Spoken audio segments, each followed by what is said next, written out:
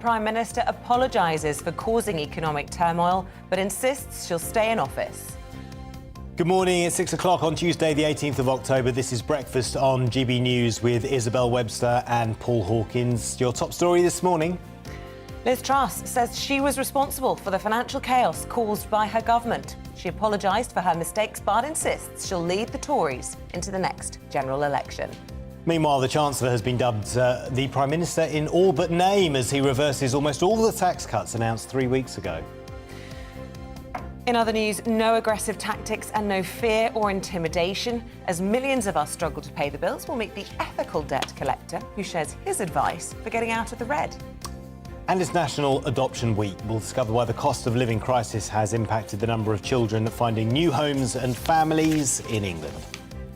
So much to talk about. Be part of that conversation. Let us know what you're thinking. Don't just shout at the TV. Send in your emails, gbviews@gbnews.uk, or you can tweet us at gbnews.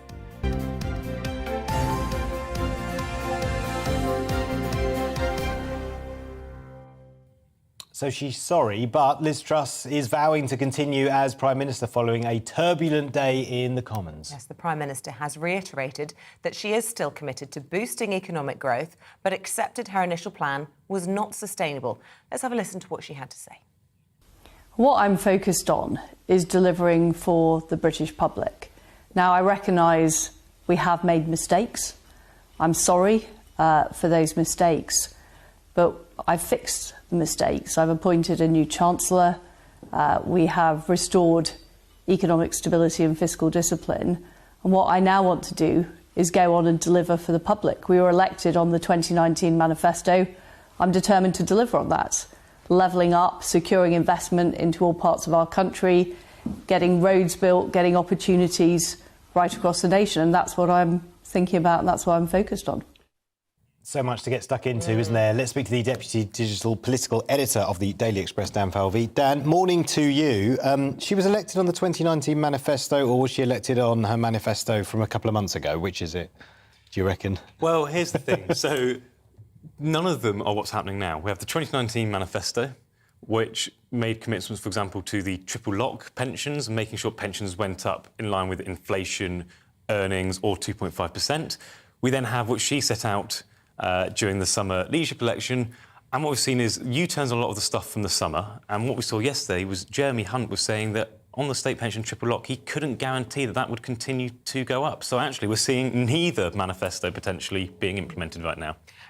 Polls this morning, absolutely dire for the Conservative Party. I saw Nadine Dorries tweeting yesterday saying that this isn't a terrible landslide, this is annihilation for the Conservatives. So has Jeremy Hunt rescued things enough or not? Well, that is to be seen. But I think it's highly unlikely that just by changing the Chancellor and undoing a lot of what they did is going to suddenly make everything OK. And part of that will be down to there will be those in the Conservative Party who will be angry that some of those pledges have been got rid of. And what we saw yesterday was Jeremy Hunt announced that the energy package, the Liz Truss had promised to freeze energy bills for the next 2 years. That's now going to be only last for 6 months. And that might stabilise the markets, but it's going to cause jitters among voters who are now concerned about what's going to happen to their energy bills come April. Yeah, she thinks she's going to lead the party into the next general election. Do you? Well, forget what I think. It's not what Tory MPs think. Tory MPs are not convinced that she's going to last the course. They're thinking, is she even going to last the rest of the month? Well, on that note, some people are talking about Remainer plots. Do you buy any of that? I think you've got with Jeremy Hunt, we saw that he tried to run for leadership himself in the summer. He got nowhere near enough support, partially because of his former views on Brexit. He now says he accepts it and what needs to happen, etc. But shares that with Liz Truss, then? Shares that with Liz Truss, absolutely. Let's make that clear. Absolutely. But I think the fact that he now seems to be calling the shots, there are plenty of people who are very frustrated by that. Well, look, he clearly ruled out wanting to be Prime Minister yesterday. He said it's a hard no from me, it's a hard no from Mrs Hunt, and it's a hard no from all three of my Hunt children. That being said, he clearly is, as you say, calling the shots. Extraordinary scenes in Parliament yesterday when she seemed to be AWOL, and it was confirmed she wasn't hiding under a desk, but it wasn't quite clear where she was. It later appeared that she was meeting with Sir Graham Brady from the backbench all-powerful 1922 committee. Do we know or have any suggestion as to what was said during that meeting, why she missed the Labour urgent question in Parliament? I think, well, this is interesting because before there was this urgent question, Jeremy Hunt was planning to give his statement at 3:30 p.m. in the House of Commons, and sources said to me that she was planning to sit next to him for that urgent question, for that statement. It then got pushed back for this urgent question at 3:30, and suddenly she couldn't be there because of this pre-arranged meeting. Now, it can't have been that pre-arranged if just a couple of hours earlier she was planning at 3:30 to be sat in the chamber with Jeremy Hunt. Either it was a convenient excuse not to turn up for the urgent question, or it wasn't a pre-arranged meeting and it was something far more dramatic than that. Such as what? I mean, it's speculation, obviously, but what are the... I mean, we know that when Theresa May, for example, in a similar predicament, met with Sir Graham Brady, he basically told her the writing was on the wall. I mean, can we assume it was that kind of conversation? Or, I mean, her own spokesperson had denied that he any knowledge of a meeting just in the morning between the two. Well, Graham Brady has been on holiday. He's just got back. And I imagine he's just got back to a massive in-tray of concern from Conservative MPs. I think what he'll have been saying to her was, are you aware of exactly what the situation is, and do you realise just how precarious your position is right now? But where does the Conservative Party go from here? Because it's hardly a united party. There are various people, vying to take over. There's no one candidate that the party can unite around. They don't want a protracted leadership contest, so it's hard to see what happens next. And this is what is in Liz Truss's favour. There is no clear plan for what happens if you were to get rid of Liz Truss. That buys her some time. Yeah. If in the next couple of weeks she's able to prove that the markets have stabilised, that she's changed, there is maybe a sliver of a way through that she can stay in power, but it is a sliver. And how is she going to front PMQs tomorrow, given that everything that she'll be asked will be completely different in terms of response from what she said just 7 days before at PMQs, and her entire agenda was binned yesterday by her right-hand man? Well, so we heard last Wednesday that she met with her backbenchers and it didn't go down particularly well. We then had that press conference on Friday that she gave where she was seen to not seem overly contritious. It was very short, it was very brief. She clearly was not enjoying. She looked close to tears at times. To now have to go out tomorrow and do that PMQs with Jeremy Hunt sat behind her, there's going to be plenty of people pointing and saying he's the man in charge, not you. It's going to be very, very awkward for her, and I don't think there is any real easy way for her to get through it other than to eat a massive dose of humble pie and say, I admit I got it wrong. We saw her do that a bit last night already. Penny Mordaunt, very impressive at the dispatch box yesterday, as was Jeremy Hunt. Do you think there will be factions within the party seeing it as a bit of a dress rehearsal, eyeing them up, wondering if they could be caretaker prime ministers should that happen? There are certainly people in the party who are hoping that will be what happens, and they will be looking at all of that front bench to see who could be the potential one to take over. I don't think it could possibly be a Jeremy Hunt. I don't see how you could move him into number 10 now, having put him into the Treasury. To have another Chancellor would be, well, we're already in unprecedented times. It'd be completely extraordinary to now move into another Chancellor so that he can move into number 10. Penny Mordaunt? Maybe. Yeah. Dan, good to talk to you this morning. Thank you very much. Dan Falvey from the Daily Express. Let's speak to Simon French, who's an economist from Panmure Gordon. Simon, good to see you again. Are the markets reassured now? That's it. Now we can all move on, and there's stability there, and interest rates are falling, or at least the government borrowing costs are falling, much lower than they were before. That's right. If the government this morning wants to borrow for 10 years, it pays slightly less than 4%. That is down about 0.5% since Jeremy Hunt took over as Chancellor. It's probably still 0.75% ahead of where it should be if you try and benchmark it against other international borrowing costs of the US government, the German government, the French government. That's the kind of international comparisons that gives us a real sense that, yes, progress has been made, but certainly hasn't corrected all the damage since the 23rd of September and the mini-budget. OK, and I'm just trying to get a sense of what extent that damage was for 24 days whilst that budget existed and all those party conferences were going on and nothing was being addressed. What is the damage in terms of ordinary people, and will that be able to be regained as a result of this screeching U-turn being conducted by the Chancellor? Yes, so the most obvious transmission through to normal people will be through their costs of their mortgages, credit cards, loans. And we have seen those increasing all year. And that element of, if you like, the government's only defence, which is that these are global factors, is true. But to a point, what happened on the 23rd of September and for the 3 or 4 weeks afterwards was actually an enhanced interest rate paid on UK government debt that transmits through the markets, through to mortgage costs. And if you want to get a mortgage at the moment, you're probably looking to pay a 6.5% interest rate. That is considerably higher, probably about 2% higher than it was ahead of the 23rd of September. So that is the real cost for viewers this morning when they're trying to refinance. And is it going to be possible to reverse that, or that's now, you know, bolting the door but after the horse has bolted, or whatever the phrase is? No, you're absolutely spot on. I think it's likely that mortgage providers will look at the recent stability that we've seen in terms of ditching some of the plans the markets were most nervous about and start to bring mortgage costs down. But I think the idea that we're going to see mortgage costs down at 3-4%, maybe as we saw earlier in the year, isn't going to happen anytime soon. Yeah, and there are a few more hurdles to climb in terms of the market's confidence in the government, because obviously the government's fiscal plan is central to all of this. Jeremy Hunt yesterday outlined spending cuts.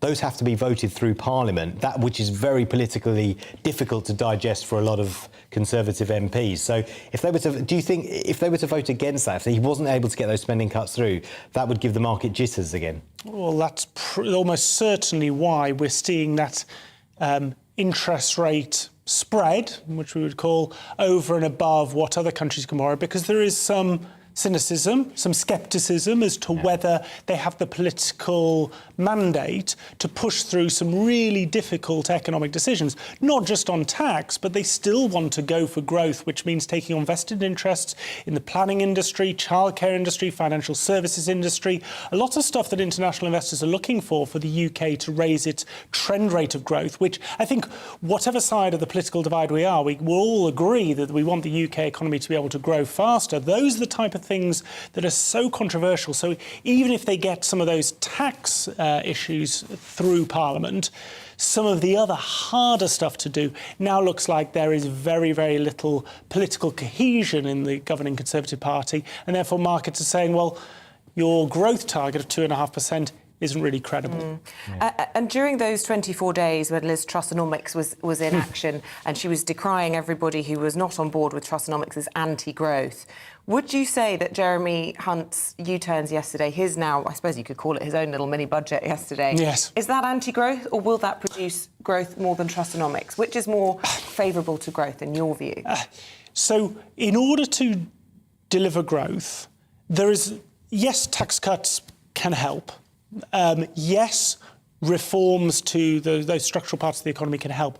But what Jeremy Hunt has recognised over the weekend, probably been forced to recognise, is that if the market will not lend to you, and this is principally being done upfront through additional borrowing, then actually it becomes self-defeating. And that is what actually happened over the course of those 23, 24 days, is the market sent a very clear signal that it would not sanction those levels of borrowing in order to fund those kind of changes. So in order actually to be pro-growth, I think the Chancellor has recognised that you have to bring stability into financial markets, you have to get the confidence of international investors, if you are then going to do some of the stuff that you still want to do on the growth side. So credibility first, growth later. Correct. The problem was cart before the horse in this in the mini budget. I think the criticism I had of the government was there were some wise heads around it who were advising that actually, yes, what you want to do on growth should get a broad consensus of support. But you need to get your sequencing right. You need to prepare the ground. You need to tell investors why When you say doing wise it. people, do you mean people in the Treasury? It's not just the Treasury, although Treasury are part of that, the Office for Budget Responsibility, the Bank of England.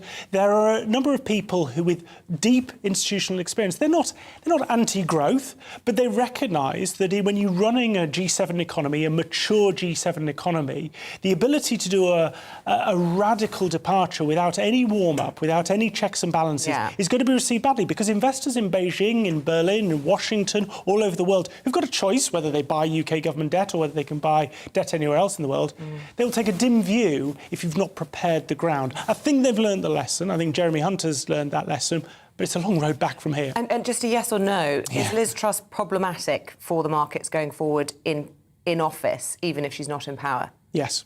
Interesting. Thank you very much. Simon French, Chief Economist at Panmure Gordon. Very interesting to talk to you. Thank you. And do let us know your thoughts on what is happening at the moment, where we go from here. And I'm particularly keen to hear if you're a Conservative Party member and you voted for Liz Truss on that low tax cutting agenda, growth agenda that has basically been binned. Do you feel like you've now been conned by Liz Truss in that sense? And who would you like to see running the Conservative Party? Should they stick with Liz Truss? Where is the credibility for the Conservative Party now? Really interested to hear your thoughts this morning. gbviews@gbnews.uk.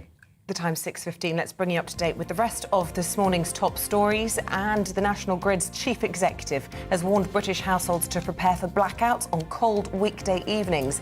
They may occur between 4 and 7 p.m. in January and February if gas imports are reduced. The warning comes as the company says it would have to impose rolling power cuts if generators fail to secure enough gas to meet demand. More than half of us are choosing to spend our evenings at home over the coming months to try and save money. A Barclaycard survey has found nearly 1 in 3 people are looking at every purchase to see if it's necessary, as budgets are squeezed by rising costs. It says spending on non-essential items grew by just 1% last month. That's the lowest point since February 2021. Queen Consort Camilla and her sister Annabel Elliot attended the Booker Prize Awards yesterday in London last night. The night's winner was the Sri Lankan author Shihan Karunatilaka and her novel The Seven Moons of Maladi Al-Mahdiya.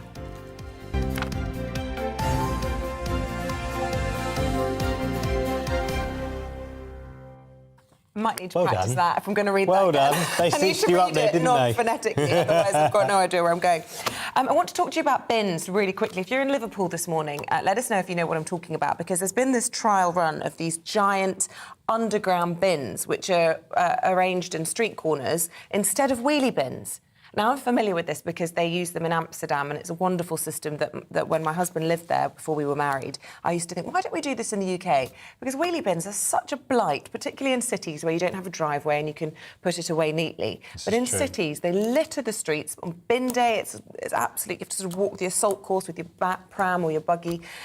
So just talk through how these bins work. So there's a... There we go. Yes, there you are. So these underground super bins contain 5,000, or can contain 5,000 litres of waste, which equates to a week's worth of rubbish from 20 houses. So you only have to have them every few street corners. And it just is a really sensible suggestion. So basically it's a massive wheelie bin in the ground for lots and lots of people, and you go and dump your stuff Yes, in. instead and of... you take your bags 20 there and... wheelie bins, yeah, and you just chuck your rubbish in there.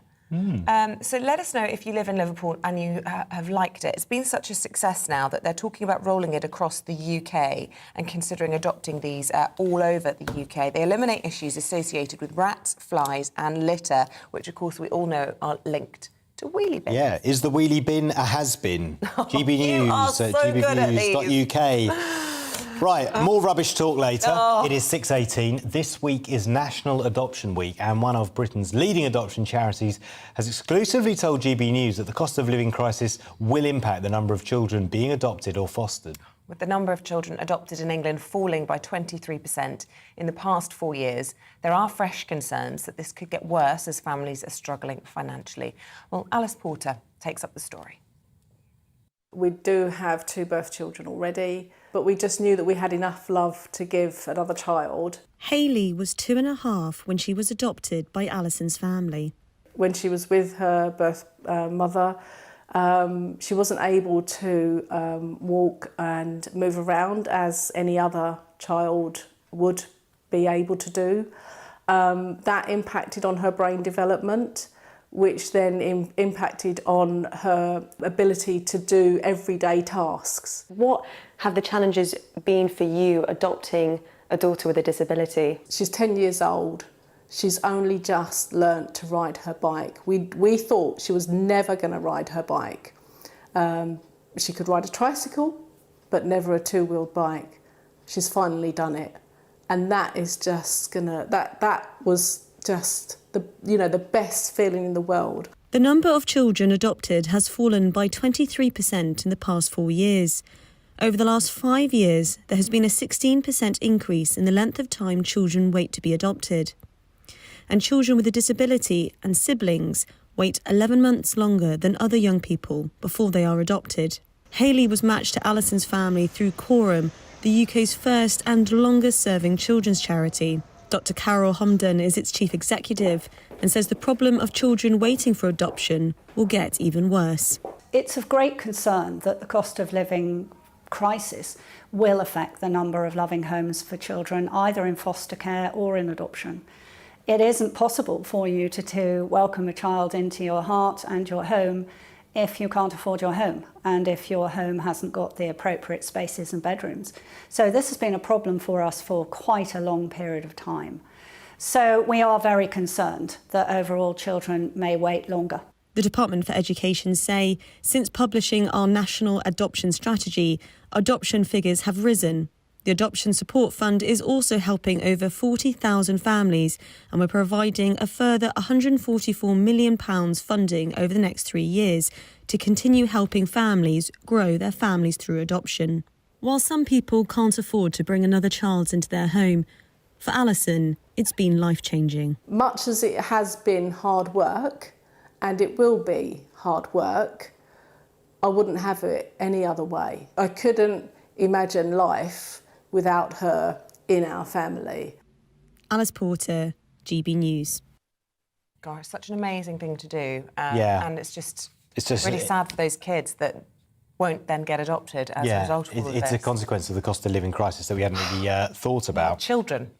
Yeah, well, exactly. 6:21. I want to hear more about these bins, these new bins. It's caught your imagination, hasn't it? It has, and it means that it would be the end of the wheelie bin, which I think Bring would be... it on, hallelujah. I don't want to add to the woes at the moment, the economic woes, but the end of the wheelie bin would be a sad time for Britain. In cities. In I think they'd cities, still yeah. very much be needed And hang on, in towns and rural areas. And with these huge bins under the ground, you would put your black bin waste in it. But your recycling still has to go somewhere else. Oh, now you're asking. I don't. Because normally you have with wheelie bins, you've got a green one, a recycling one, and a black bin one. I've just got boxes for my recycling, so maybe you have to keep your recycling, or maybe they could do underground ones for your recycling next to it. More rubbish talk coming up. In fact, in a not totally unrelated issue, we're going to be talking about mouldy houses next. So enjoy tucking into your breakfast this morning.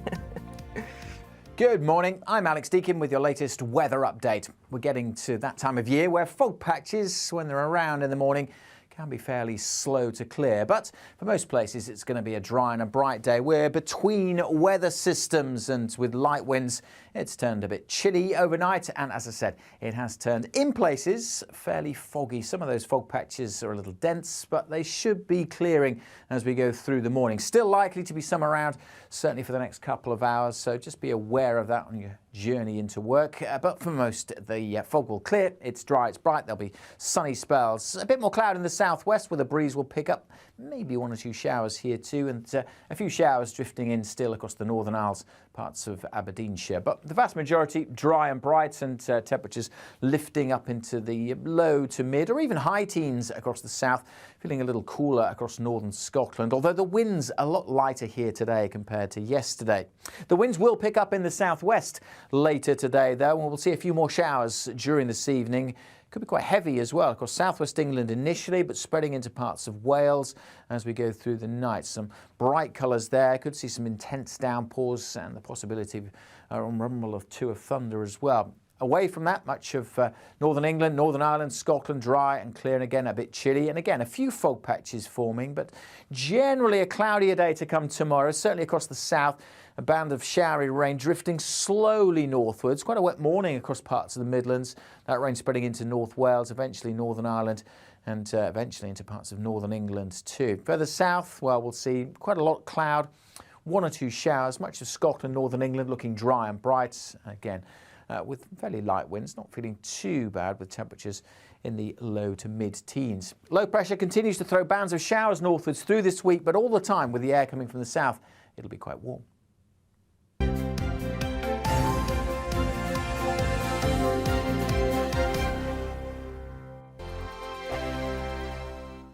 Weekday afternoons on GB News, we've got the whole of the UK covered. From 12 to 3, it's GB News Day with me, Mark Longhurst. And me, Gloria Di Piero. You'll get the very latest on everything that's been going on across our great nation. And from 3 till 6, watch out for GB News Live with me, Patrick Christys. I'm not here to mess around. With all the biggest topics and guests, you will always be up to date. GB News Day and GB News Live from 12 p.m. Only on GB News. The People's Channel, Britain's news channel.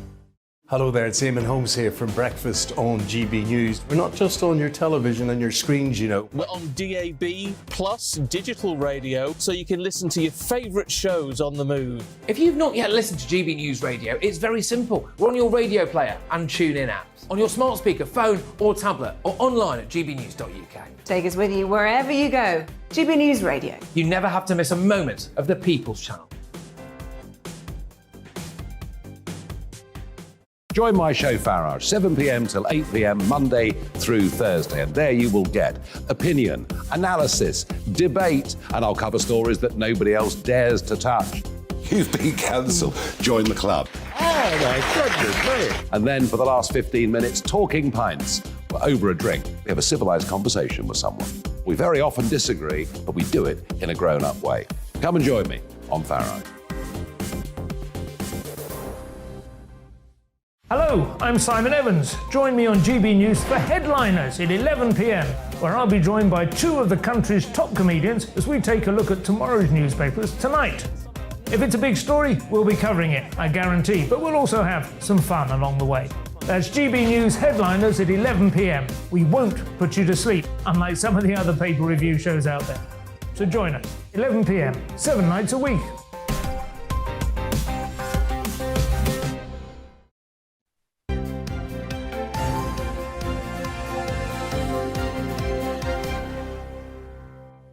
Welcome back at 6:26. Still to come on the programme this morning. As many of us are left fearing for our finances, at 6:45 we'll speak to an ethical debt collector, he says he's ethical, who shares his advice to keep out of the red. And he's the British rapper speaking out about his own personal struggles. At 7:45, Professor Green tells us why he's looking out for people's mental health as they're faced with escalating energy bills this winter. Yes, that's Emily Sunday. Yeah, we'll recut that for later on. But look, let us know your thoughts this morning on all of the topics we're covering. GB Views at gbnews.uk.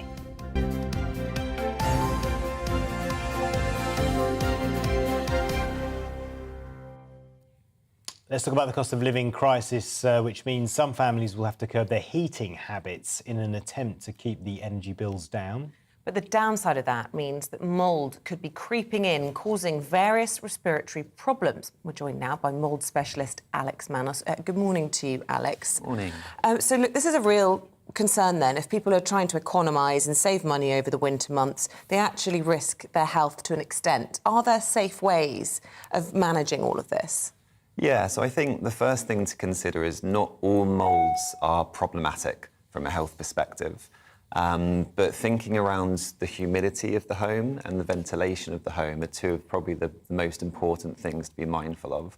So obviously, coming into winter, we're not going to be keeping our windows open as much, but having an air purifier in the home if possible, using a dehumidifier if possible, are ways that we can improve the air quality, even if there is some mould in the property. Is there a way to achieve the same outcome without those appliances, given there is, people are worried about turning on their electric? Yeah, well, apart from opening windows, I mean, ventilation is the key factor, ultimately. So this is why there's such a problem approaching winter, I think. And can you, how long do you need to have ventilation for? You could do a blast in the morning, perhaps, and then close it all up. Is that enough? Yeah. Sufficient to tackle the mould? I think it comes back to this idea of do as much as you can, ultimately. So if it is a quick blast, you're going to certainly have improvement in the quality of that air.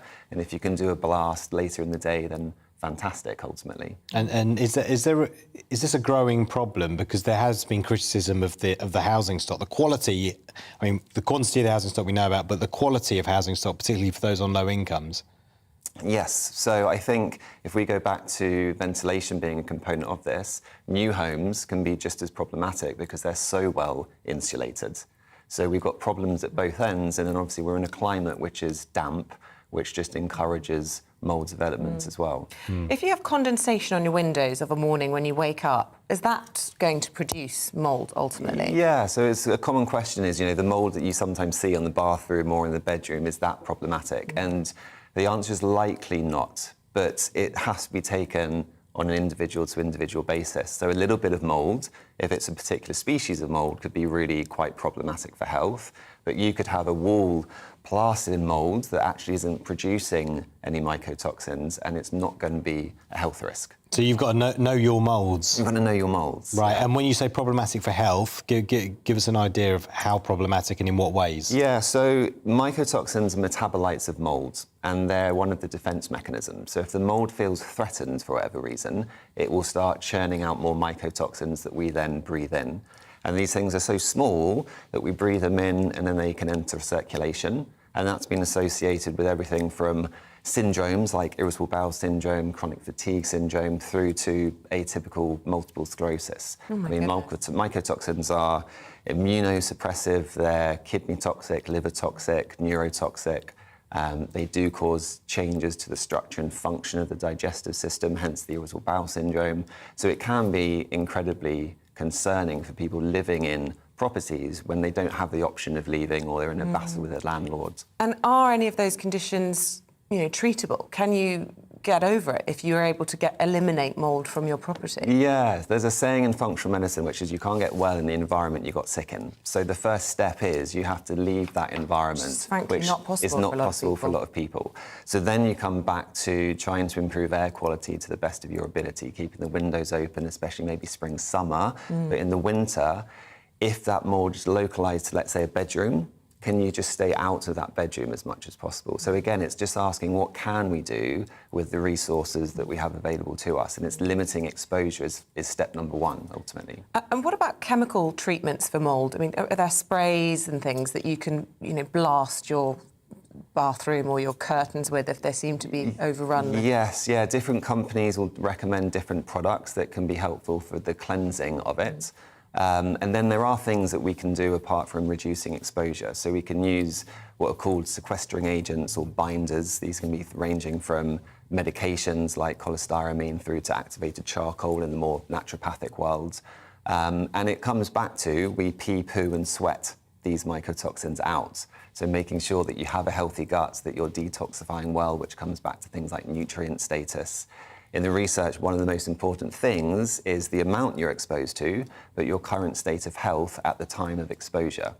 So if we can improve our health through all the things that we know we should be doing, that is actually going to be beneficial within this as well. You were saying to me in the break that if somebody had been bitten randomly by a tick, which does happen in this country, exposure to mould could actually trigger Lyme disease. Yeah, so as we said earlier, mycotoxins are immunosuppressive. So any sort of dormant infection can be activated in those times. And yeah. But it seems like it's pointless trying to get rid of it if you can't ventilate the house, right? Because it'll just keep coming back. Yeah.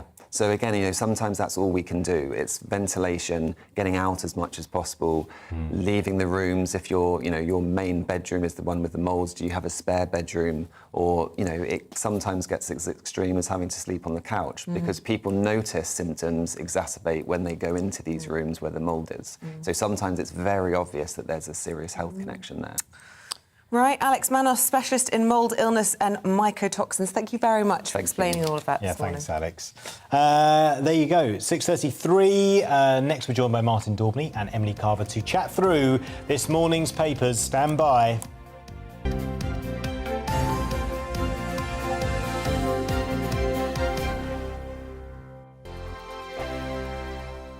Weekday afternoons on GB News, we've got the whole of the UK covered. From 12 to 3, it's GB News Day with me, Mark Longhurst. And me, Gloria Di Piero. You'll get the very latest on everything that's been going on across our great nation. And from 3 till 6, watch out for GB News Live with me, Patrick Christie. I'm not here to mess around. With all the biggest topics and guests, you will always be up to date. GB News Day and GB News Live from 12 p.m. Only on GB News. The People's Channel, Britain's news channel.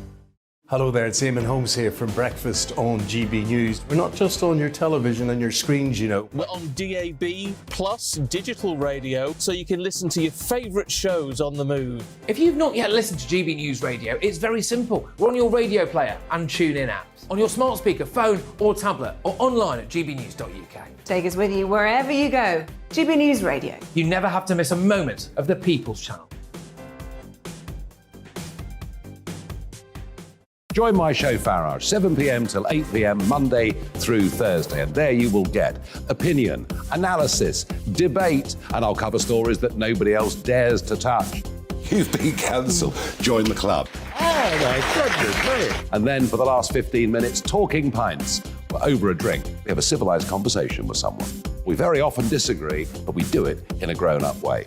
Come and join me on Farage. Hello, I'm Simon Evans. Join me on GB News for Headliners at 11 p.m, where I'll be joined by two of the country's top comedians as we take a look at tomorrow's newspapers tonight. If it's a big story, we'll be covering it, I guarantee, but we'll also have some fun along the way. That's GB News Headliners at 11 p.m. We won't put you to sleep, unlike some of the other paper review shows out there. So join us, 11 p.m, 7 nights a week.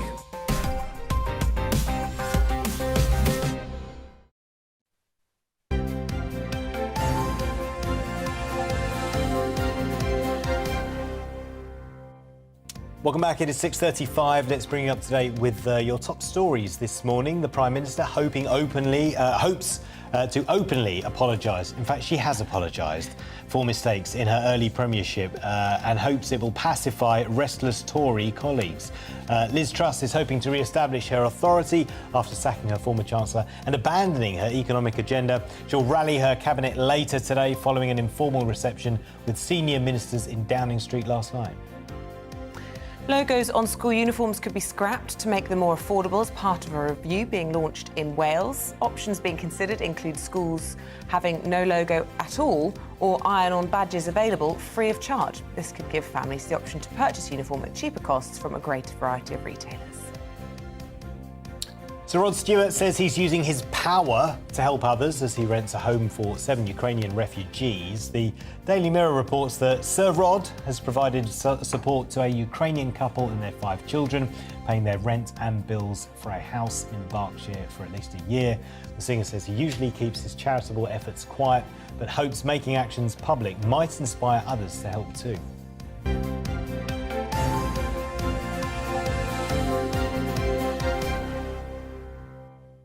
Right, let's go through the papers now. We're joined this morning by journalist and former Brexit Party MEP Martin Daubney and columnist at Conservative Home Emily Carver. Good morning to you both. Top of the morning. Top of the morning to you.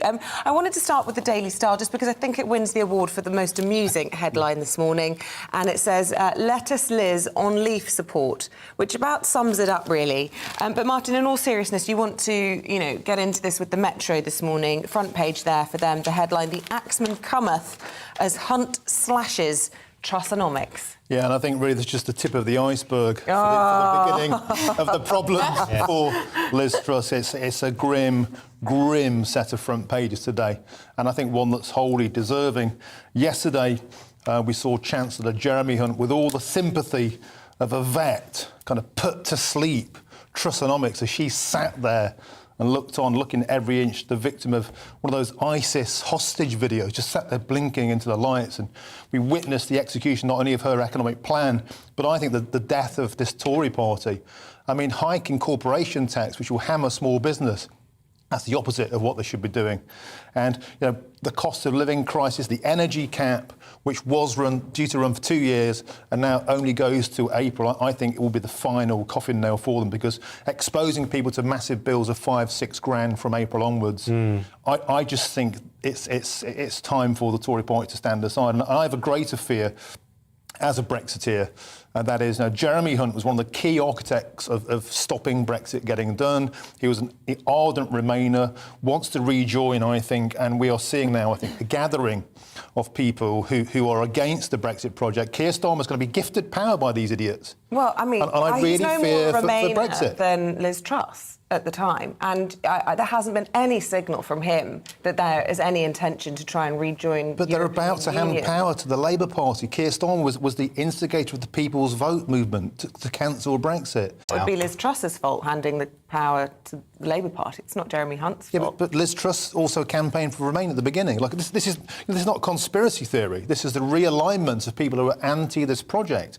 And I know for a fact there is a lot of money slushing around in pro-EU think tanks and campaign groups, and this is, I think, the beginning of a long slog. We fight to save Brexit. Emily, is this a Remainer coup, or is this about someone who did a bad job? I don't think so, although it's true that obviously Boris Johnson was responsible for getting through the Brexit deal in the end. So with his removal, then yes, there are more Remainers at the top of government now. But I, for one, am glad that Jeremy Hunt has stepped up, considering what happened after the mini-budget. I think he has been reassuring to the markets, which, of course, were in turmoil. I think he's also restored an element of calm to proceedings. It did seem that, although I do share Liz Truss's vision for a lower tax, lower regulation economy, the way she went about it, in her words, too far, too fast, is completely right. She did. Her and Kwasi did, and they didn't set the scene for the markets. They didn't set the scene for their party, and they didn't set the scene for the public. So it just wasn't good enough. Well, Sandra says this morning, and morning to you, Sandra, Liz should have stood her ground and backstabbers are now in control. John says Truss has been stabbed by traitors who set out to overturn the members' vote. It's Brexit 2.0. I can see that argument, but we all witnessed the past couple of weeks, and it has been a horror show in many ways. And to restore an element of calm is a good thing. Having said that, I am concerned with just how much they have U-turned. In The Sun on page 4, they give a list of what has been scrapped and what has been retained from the mini-budget. And it's basically all been scrapped. Bankers' bonus is the only. But this is the annoying thing, though, because getting rid of the cap on bankers' bonuses, I can see that the optics are very dodgy. But it was just an unnecessary EU regulation that we didn't need, that could potentially be holding back more revenue in the city. So, I mean, it's a very minor change, but I can see how that can be, how that looks to some people in this country. Yes, they've kept the stamp duty changes and they've kept the reversal of the national insurance hike. Other than that, absolutely everything else scrapped. Yeah, Martin, where do we go from here? Yeah. Well, I think where we go from here is, it's astonishing. Like, when I look back to January 2020, and I went into Westminster and I was interviewing Conservatives who'd just been voted in the Red Wall, some of whom I'd lost against in Nottinghamshire, and they were so boorish. They were saying things like the next Labour Prime Minister hasn't even been born yet. That's how confident they were at that time. And yet here we are, a blink of an eyelid really later on, and they are being eviscerated.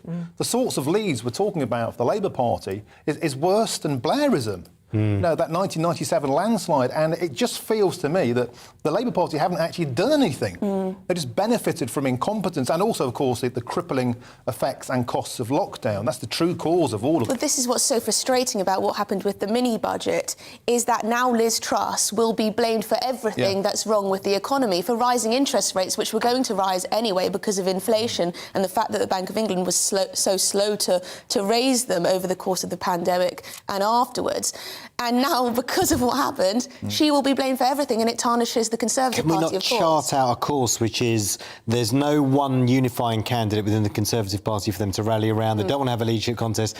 She can eke it out and hopefully with no big slip-ups, get through the next 2 years, and then she's distanced herself far enough from what's happened now to then say, in a general election, I learnt my lesson, look, it's been all right for the last 2 years. Well, I guess that's the hope.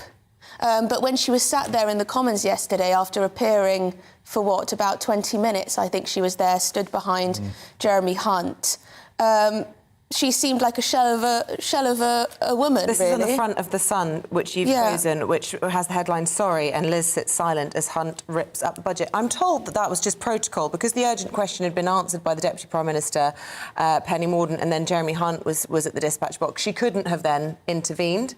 I don't know if that's true or not, but I'm told she wasn't able to actually stand up at that point. So she looked as if she'd been muzzled and told not to speak, but actually that was just because the Speaker had permitted those two people to stand at the dispatch box. Well, I guess the accusation is that she should have been the one to answer the urgent question to begin with and take the heat on the government's decisions. Where was she? Under a table or in the... Well, I don't know. I mean, there are rumours, of course, that perhaps she was, in her office falling to pieces. I don't know if that's true. I actually think that's probably true. And if you think about it, in any ordinary job, irrespective of being the Prime Minister, if your entire manifesto and policy platform is destroyed while you're sitting there and listening to it, that makes your position untenable. Do you feel sorry for her? No. No, I don't, because I think, there were plenty of warnings about what these tax cuts would do to the markets, and that we're so far indebted because of the pandemic and the cost of lockdown. Giving away tax breaks like this, I think, was always going to be difficult. Having said that, the one thing which I think could have saved the Premiership was the extension of the heating allowance. And now that's gone. Well, let's be clear on that. So There's you're going to be happy- a review from April, and I suspect that will end up with targeted support. And plus, we get warmer from April. We were always told targeted support would be very expensive because of the bureaucracy and the logistics of doing it. Suddenly, it's not. Well, hang on. We can't be happy with completely unfunded public spending but not unfunded tax cuts. There has to be some, But the problem recognition is of the fact that both aren't particularly good when you're looking at a budget and the impact of it. People were paid to not work for 2 years, and now people won't be paid to freeze in their homes. Well, hang on, let's not be hyperbolic about this. We don't know what's going to happen with gas prices. They are already coming down, thank goodness. We don't know if that will change. So hopefully, by the time it comes to April, there will only be a need for targeted support. But I guess they will review that when they see see what's happening. But you are right to say that Jeremy Hunt has definitely changed the narrative towards back to the sort of austerity type of language. Yeah, well, when the triple lock's in question... Well, I personally think that may be justified to review the triple lock. Yeah, so the last thing, Martin, that Liz Truss need is power cuts, which on page 25 of the Daily Mail, prepare for cuts from 4 till 7 p.m, families are told. Yeah, and I think maybe we should go back to doing lettuce-based puns just to try and cheer people up. This is quite another grim story. Let us pray. Let us pray, I like it. The chief executive of the National Grid is certainly sort of praying that we don't hit the perfect storm, as he calls it, of low wind speeds and low solar energy on, quote, really, really cold days between 4 and 7 p.m. in January and February. Well, that's kind of most of them, isn't it? But the interesting thing about this is that not only is the wind not strong enough sometimes, there's not enough sun, guess what, it's winter and it's Britain, but we need to secure more supplies of EU gas, QED. To avoid blackouts, we need more fossil fuels. So why don't we tell that to these guys hanging from the bridge, from Dartford Bridge? Because our entire energy strategy to avoid blackouts right now relies on fossil fuels. Does it? Is there no argument for just using less and trying to store more between now and then as well? Well, I mean, in that case, you could argue that Britain, in many parts of inner city, looks like a third world country. Let's start acting like a third world country and have power downs because we can't meet demand. This isn't the actions of a government with any strategy or forward planning. And by the way, I think it would be worse if Labour get in, because they're going to ban all fracking sites, ban all new drilling sites. They're not into nuclear power, and they seem to think we can solely rely on the precise energy sources here that the National Grid executive says don't deliver. This is one of the consequences of this energy price guarantee, which some might argue it's absolutely necessary to protect people from energy bills, but it also takes away some of the incentive to cut our energy use. That is really important when it comes to avoiding blackouts. So I disagreed with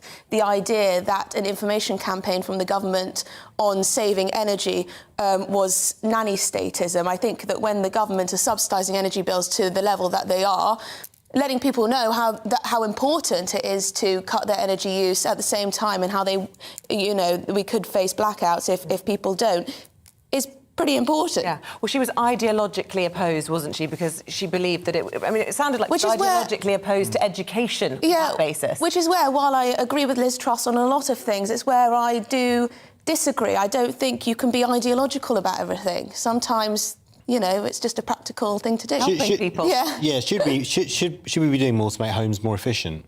Well, the problem is that a lot of these government schemes, energy efficiency, government-backed schemes, haven't been very effective in the past. I think the biggest motivation for people and businesses to cut their energy use is high costs. Yeah. So this may make people want to... But in principle, would making homes of course that's a good thing. Even if the way they're administered is apart from in the summer, but it's a good thing, yeah. Well, this is true, yeah.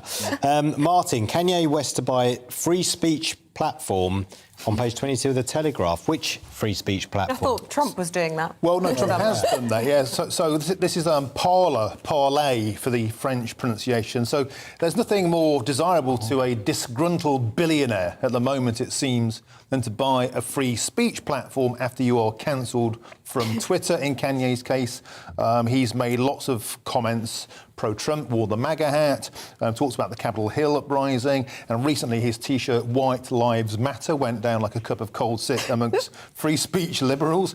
And so he's saying, well, I'm going to buy Parler and let's all go over there. We don't know the price. It's only got 700,000 active users versus 396 million active users on Twitter.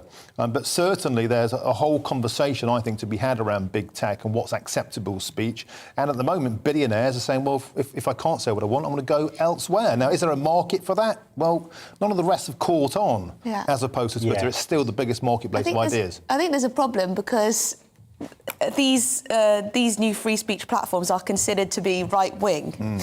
And you don't particularly just want to be on a right-wing platform, even if you are right-wing. And so until, establishment types or left-wingers get onto those platforms too, then people aren't really going to stay on them for very long, because the whole point of these platforms is to have, disagreements and debate. And not to have an echo chamber. Not to have a complete echo chamber, anyway. I also think the other element to all of this is just the very public unravelling of a man's mental health.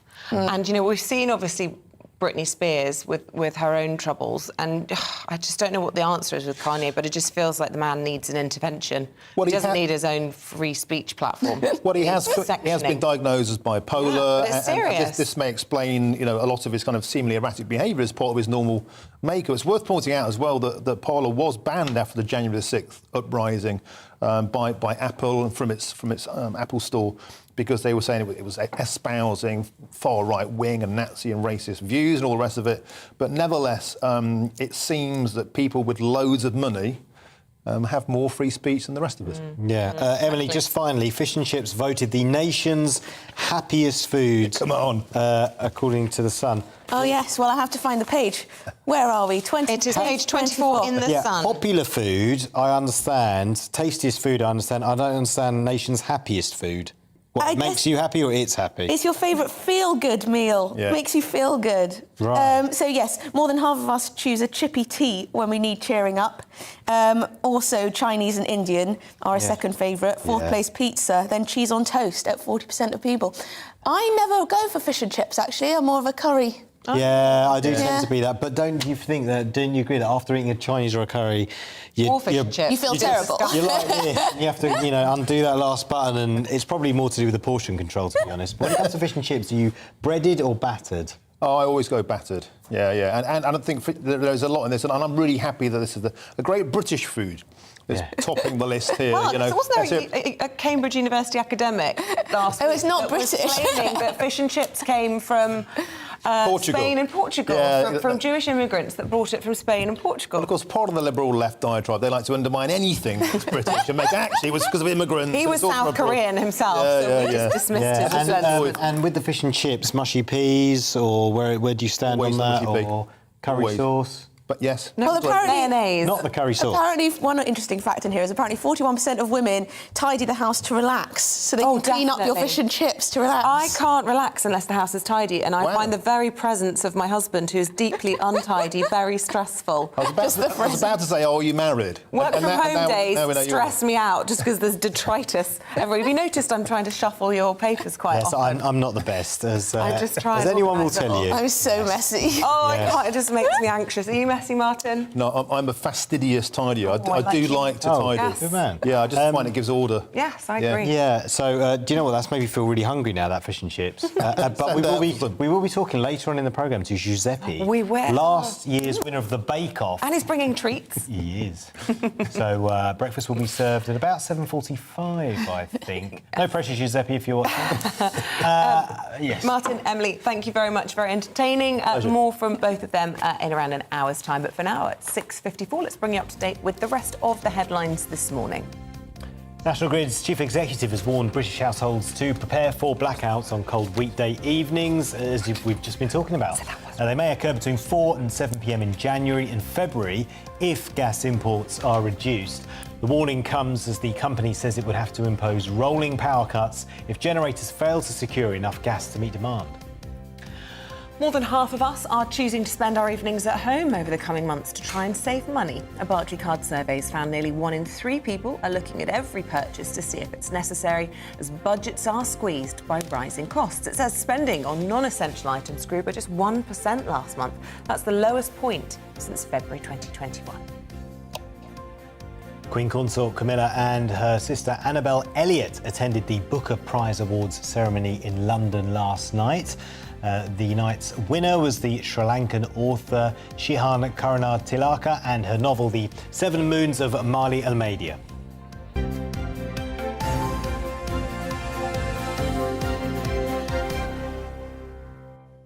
You nailed it. Well done.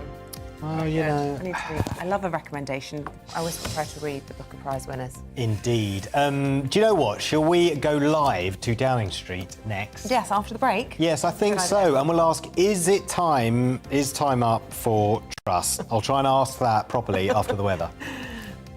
Good morning, I'm Alex Deakin with your latest weather update. We're getting to that time of year where fog patches, when they're around in the morning, can be fairly slow to clear, but for most places it's going to be a dry and a bright day. We're between weather systems, and with light winds it's turned a bit chilly overnight, and as I said, it has turned in places fairly foggy. Some of those fog patches are a little dense, but they should be clearing as we go through the morning. Still likely to be some around, certainly for the next couple of hours, so just be aware of that on your journey into work. But for most, the fog will clear. It's dry, it's bright, there'll be sunny spells. A bit more cloud in the southwest where the breeze will pick up.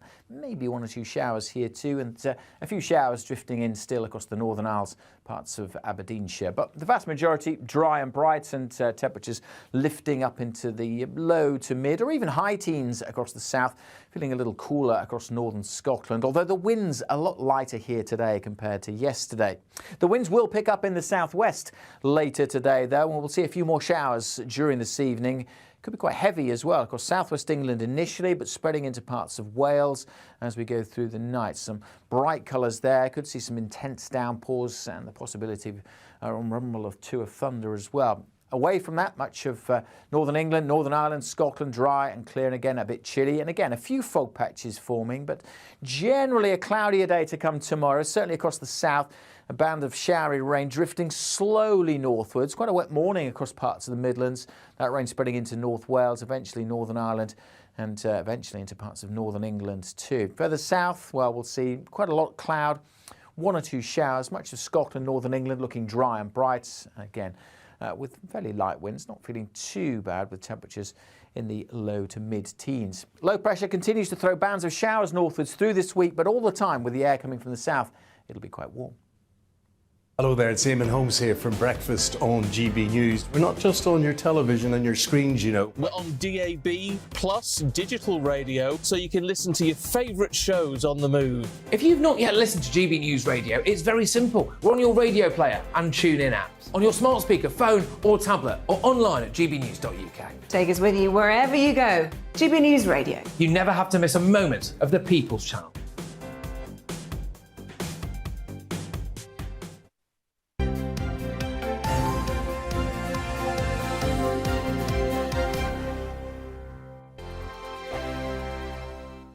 Weekday afternoons on GB News, we've got the whole of the UK covered. From 12 to 3, it's GB News Day with me, Mark Longhurst. And me, Gloria Di Piero. You'll get the very latest on everything that's been going on across our great nation. And from 3 till 6, watch out for GB News Live with me, Patrick Christys. I'm not here to mess around. With all the biggest topics and guests, you will always be up to date. GB News Day and GB News Live from 12 p.m. Only on GB News. The People's Channel, Britain's news channel. Hello there, it's Eamonn Holmes here from Breakfast on GB News. We're not just on your television and your screens, you know. We're on DAB plus digital radio, so you can listen to your favourite shows on the move. If you've not yet listened to GB News Radio, it's very simple. We're on your radio player and TuneIn apps, on your smart speaker, phone or tablet, or online at gbnews.uk. Take us with you wherever you go. GB News Radio. You never have to miss a moment of the People's Channel. Join my show Farage, 7 p.m. till 8 p.m. Monday through Thursday, and there you will get opinion, analysis, debate, and I'll cover stories that nobody else dares to touch. You've been cancelled. Join the club. Oh my goodness me. And then for the last 15 minutes, talking pints. We're over a drink. We have a civilised conversation with someone. We very often disagree, but we do it in a grown-up way. Come and join me on Farage. Hello, I'm Simon Evans. Join me on GB News for Headliners at 11 p.m, where I'll be joined by two of the country's top comedians as we take a look at tomorrow's newspapers tonight. If it's a big story, we'll be covering it, I guarantee, but we'll also have some fun along the way. That's GB News Headliners at 11 p.m. We won't put you to sleep, unlike some of the other paper review shows out there. So join us, 11 p.m, 7 nights a week.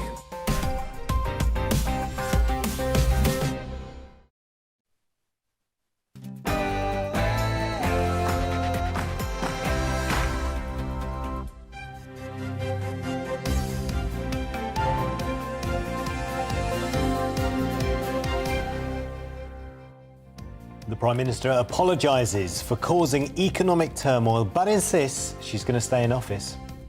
Good morning, it's 7 o'clock on Tuesday the 18th of October. You're watching and listening to Breakfast on GB News with Isabel, Webster and Paul Hawkins. Your top story then this morning, Liz Truss saying she was responsible for the financial chaos caused by her government.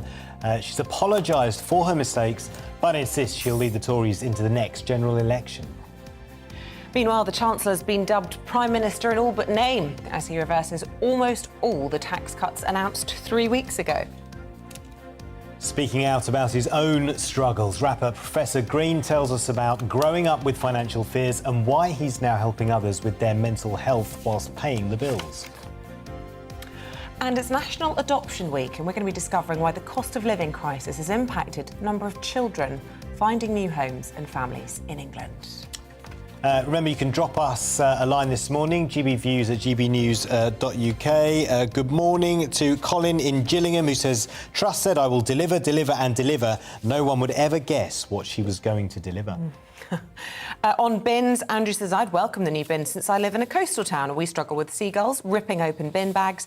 And Mike in Newport says that I used to live in rural Spain. Not only did the villages of the area have their own underground bins, but so did the estate I lived on. Not just for rubbish, but also separate bins for recycling. It's time that Britain caught up. Yeah, we're talking about that this morning because they're trialling new bins in Liverpool, which are seated in the ground and pile in the rubbish. I think it's great. Instead of having a wheelie bin outside your house that you pull out. So this could see the end of the wheelie bin in some areas. Right. Let us know your thoughts on all of those subjects this morning. Yeah, gbviews@gbnews.uk. It is 2 minutes past 7. Liz Truss has vowed to continue on as Prime Minister following another turbulent day in the Commons. Yes, the Prime Minister has reiterated that she's still committed to boosting economic growth, but accepted her initial plan was just not sustainable. Here's what she had to say. What I'm focused on is delivering for the British public. Now, I recognise we have made mistakes.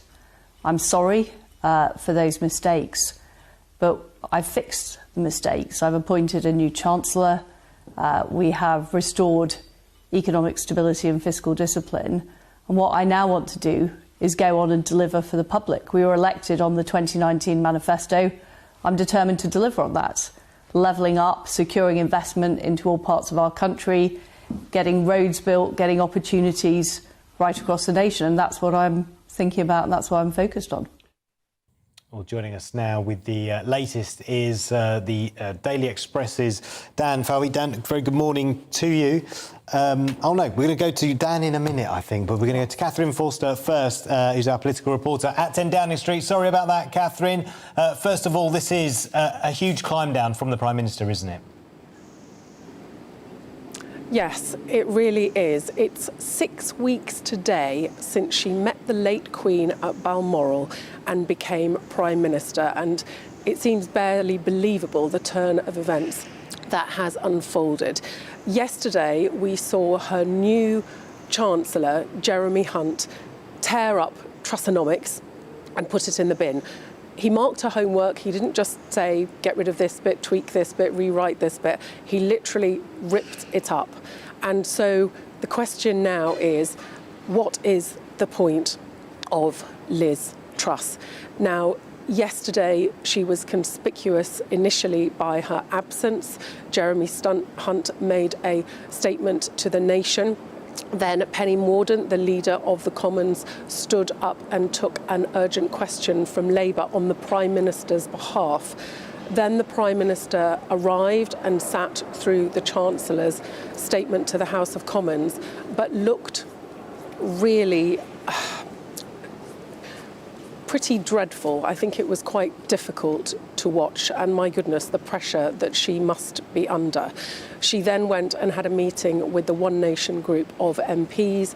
She had a meeting with her cabinet. She also, it turns out, was late to the Commons because she was having a meeting with Sir Graham Brady, the chair of the 1922 committee. So she has 3 audiences that she's trying to placate and pacify. First of all, the markets. Now, in tearing up nearly all of the mini budget announced just over 3 weeks ago, that seems to have done the trick with the markets for now. Her own MPs, however, remain in a deeply unhappy and angry mood. And indeed, in terms of the public, the polls continue to be absolutely horrendous for the Conservative Party. A poll by Redfield and Wilson out last night put Labour 36% ahead, with the Conservatives left on only 20%. That is the biggest poll lead for any party since October 1997. So really, the Prime Minister finds herself in a very, very difficult position. And among Conservative MPs, it's increasingly difficult to find anybody supportive of her. And really, at the moment, though she is in office, it does appear to many like Jeremy Hunt is effectively the Prime Minister and in charge and running the country. And at the moment, the Conservative Party cannot agree on how they would get rid of Liz Truss, what the mechanism would be, and who they would put in her place. But it may be that they do come up with an answer to that in the coming hours, days, or potentially weeks.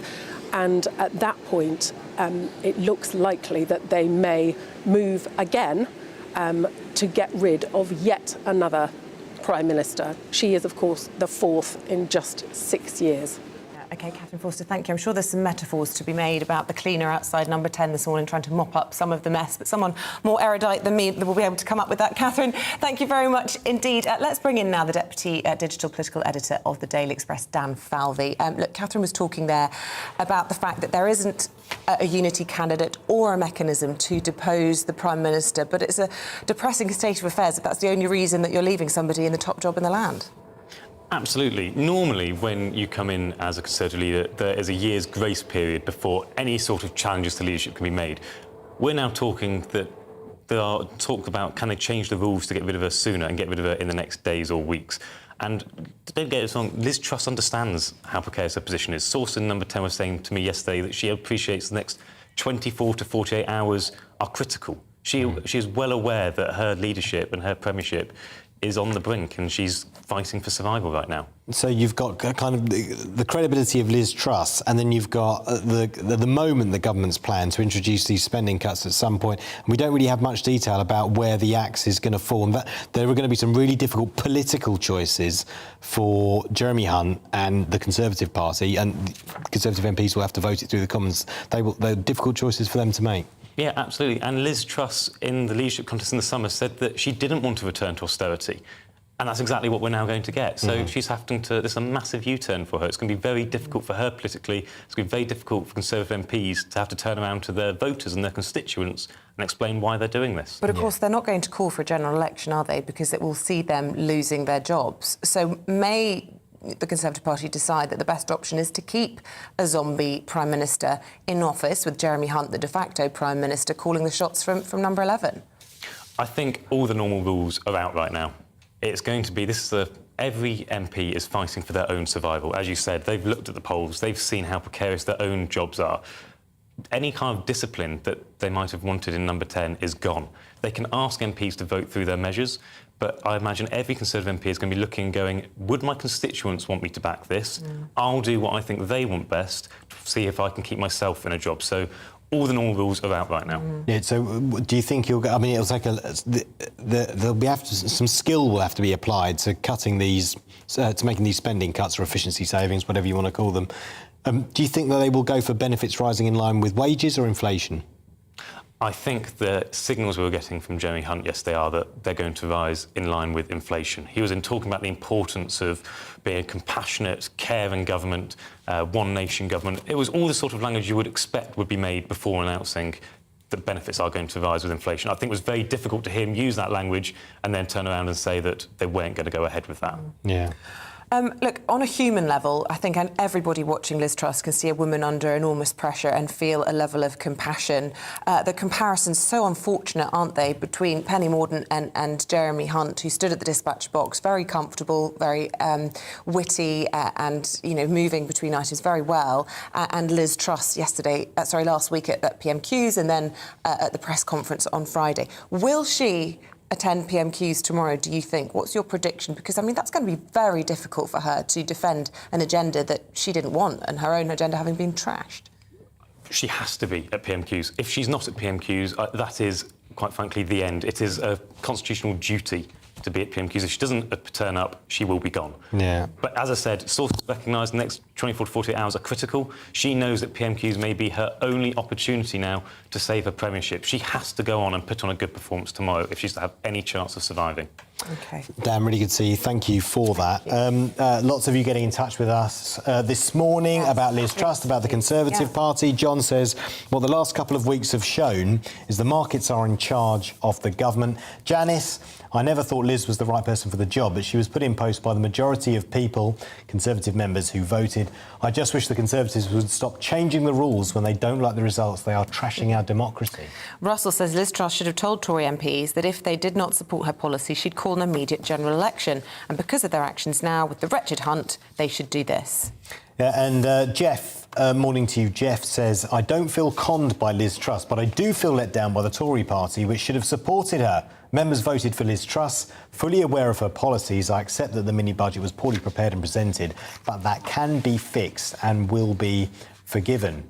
Which is interesting. Yeah, Mark's been in touch as well. Thank you, Mark. As a Tory party member, I only voted for Liz Truss because my preferred candidate was eliminated before I had a vote. Interesting. I'm assuming it wasn't Jeremy Hunt, because he goes on to say, this is not democratic. That said, I can't think about a country run by Angela Rayner. Where does the Conservative Party go from here? Do you forgive Liz Truss? Is it time to draw a line under the issues? Can she recover from this? And how do you feel if you voted for Liz Truss and now you're not getting those tax cuts? gbviews@gbnews.uk.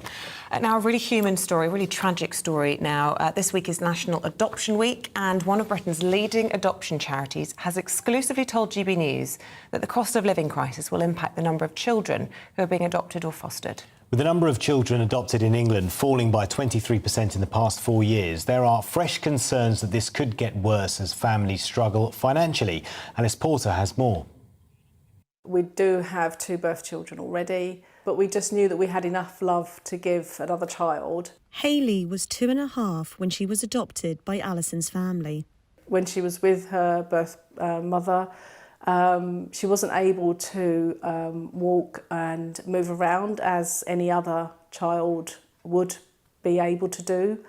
That impacted on her brain development, which then impacted on her ability to do everyday tasks. What have the challenges been for you adopting a daughter with a disability? She's 10 years old.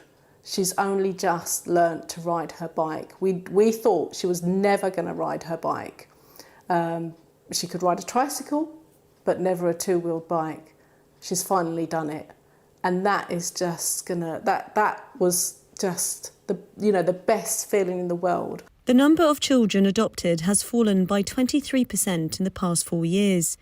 Over the last 5 years, there has been a 16% increase in the length of time children wait to be adopted. And children with a disability and siblings wait 11 months longer than other young people before they are adopted. Hayley was matched to Alison's family through Quorum, the UK's first and longest-serving children's charity. Dr Carol Homden is its chief executive and says the problem of children waiting for adoption will get even worse. It's of great concern that the cost of living crisis will affect the number of loving homes for children, either in foster care or in adoption. It isn't possible for you to welcome a child into your heart and your home if you can't afford your home and if your home hasn't got the appropriate spaces and bedrooms. So this has been a problem for us for quite a long period of time. So we are very concerned that overall children may wait longer. The Department for Education say since publishing our national adoption strategy, adoption figures have risen. The Adoption Support Fund is also helping over 40,000 families, and we're providing a further £144 million funding over the next 3 years to continue helping families grow their families through adoption. While some people can't afford to bring another child into their home, for Alison, it's been life-changing. Much as it has been hard work, and it will be hard work, I wouldn't have it any other way. I couldn't imagine life without her in our family. Alice Porter, GB News. Such an incredible thing to do.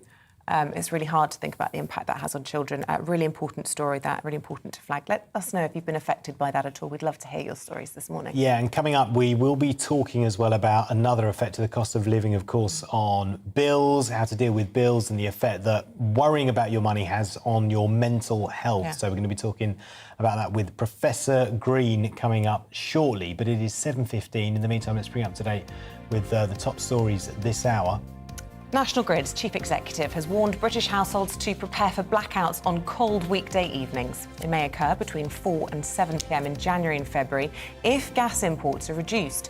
The warning comes as the company says it would have to impose rolling power cuts if generators fail to secure enough gas to meet demand.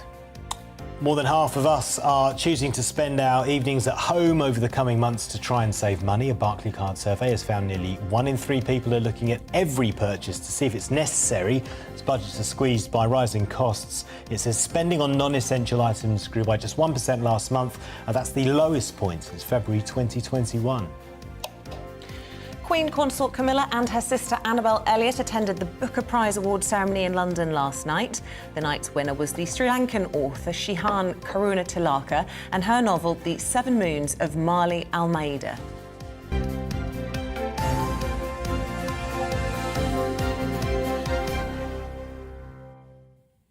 It's 7:16. We'll all feel the impact of rising energy bills this winter, with many struggling with the financial pressure that comes with it. Well, as the country prepares for those potential blackouts in January, as we were just hearing, British Gas are now teaming up with the Post Office to host free pop-up services offering advice to the public. So we're joined now by singer and mental health campaigner Professor Green and also the CEO of the British Gas Energy Trust, Jessica Taplin, to tell us more. Welcome to both of you. Thank you for joining us. Good morning. Good morning. Professor Green, or Stephen, whichever you prefer. My nan calls me Steve, or amongst other things, but I won't say those words on a morning television. Sorry, Nan.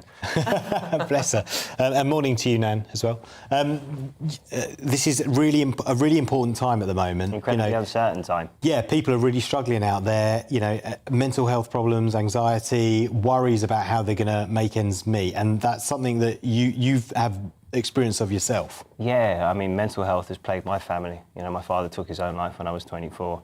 I've had my own bouts of depression, and I saw the stress that my family went through, my nan in particular, who brought me up, went through due to money struggles, really. She was working 3 jobs a day, coming home tired, upset.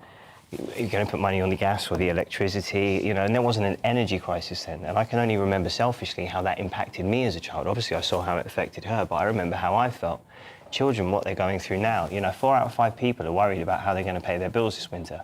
And that's why British Gas have got involved, Jessica. You're from the British Gas Energy Trust. It's the charitable arm of British Gas, right? And you guys try and help people with their bills. Absolutely. So we've been set up since 2004. We're an independent charitable trust, and we fund about 45 charities, provide frontline money and energy advice across the 3 nations. Yeah, and so what, people can find you popping up in a high street, something like that? So the charities that we fund provide money and energy support services in their local communities, but we're very aware that a lot of people don't know where to find them. So we encourage them to go to the local post office for the British Gas post office pop-ups and speak to someone within their local community and share what's on their mind.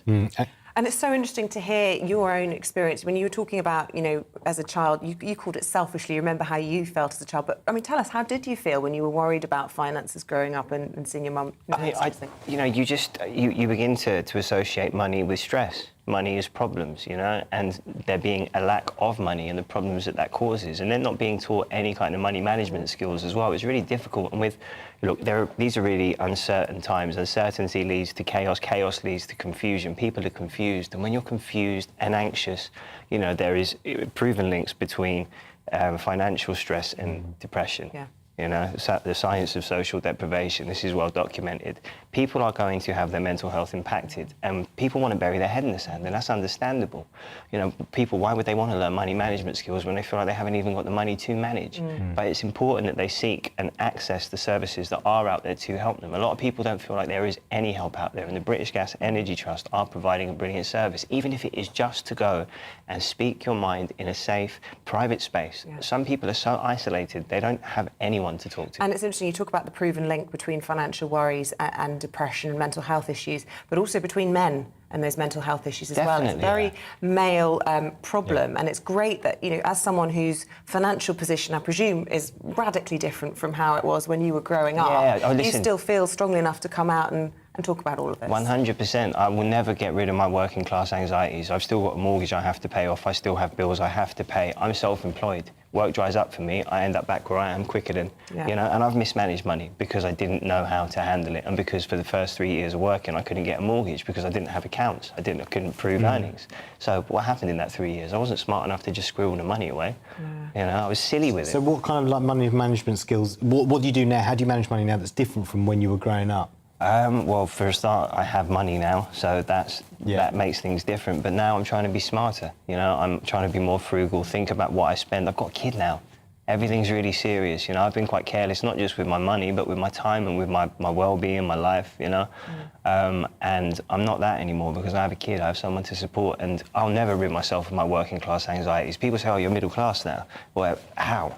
I can never get rid of the anxieties I grew up with, but my kid has a chance to grow up differently and not have those anxieties that I grew up with. That's really interesting. And Jessica, does the British Gas Energy Trust, do they provide, I know they provide financial advice, do they also give advice on mental health support? Yes, so the charities that we fund, they provide both money and energy advice, but also things like mental health advocacy, because we realise it's the whole package. When you're feeling lost and overwhelmed by debt, you need your whole person sort of looking after. So this is why it's really important to talk to someone face-to-face, because often from the advisors that we fund, they say that the first thing someone's presenting with isn't actually the issue. It can be something else. So you need to tease it out. You need to build that rapport and that trust.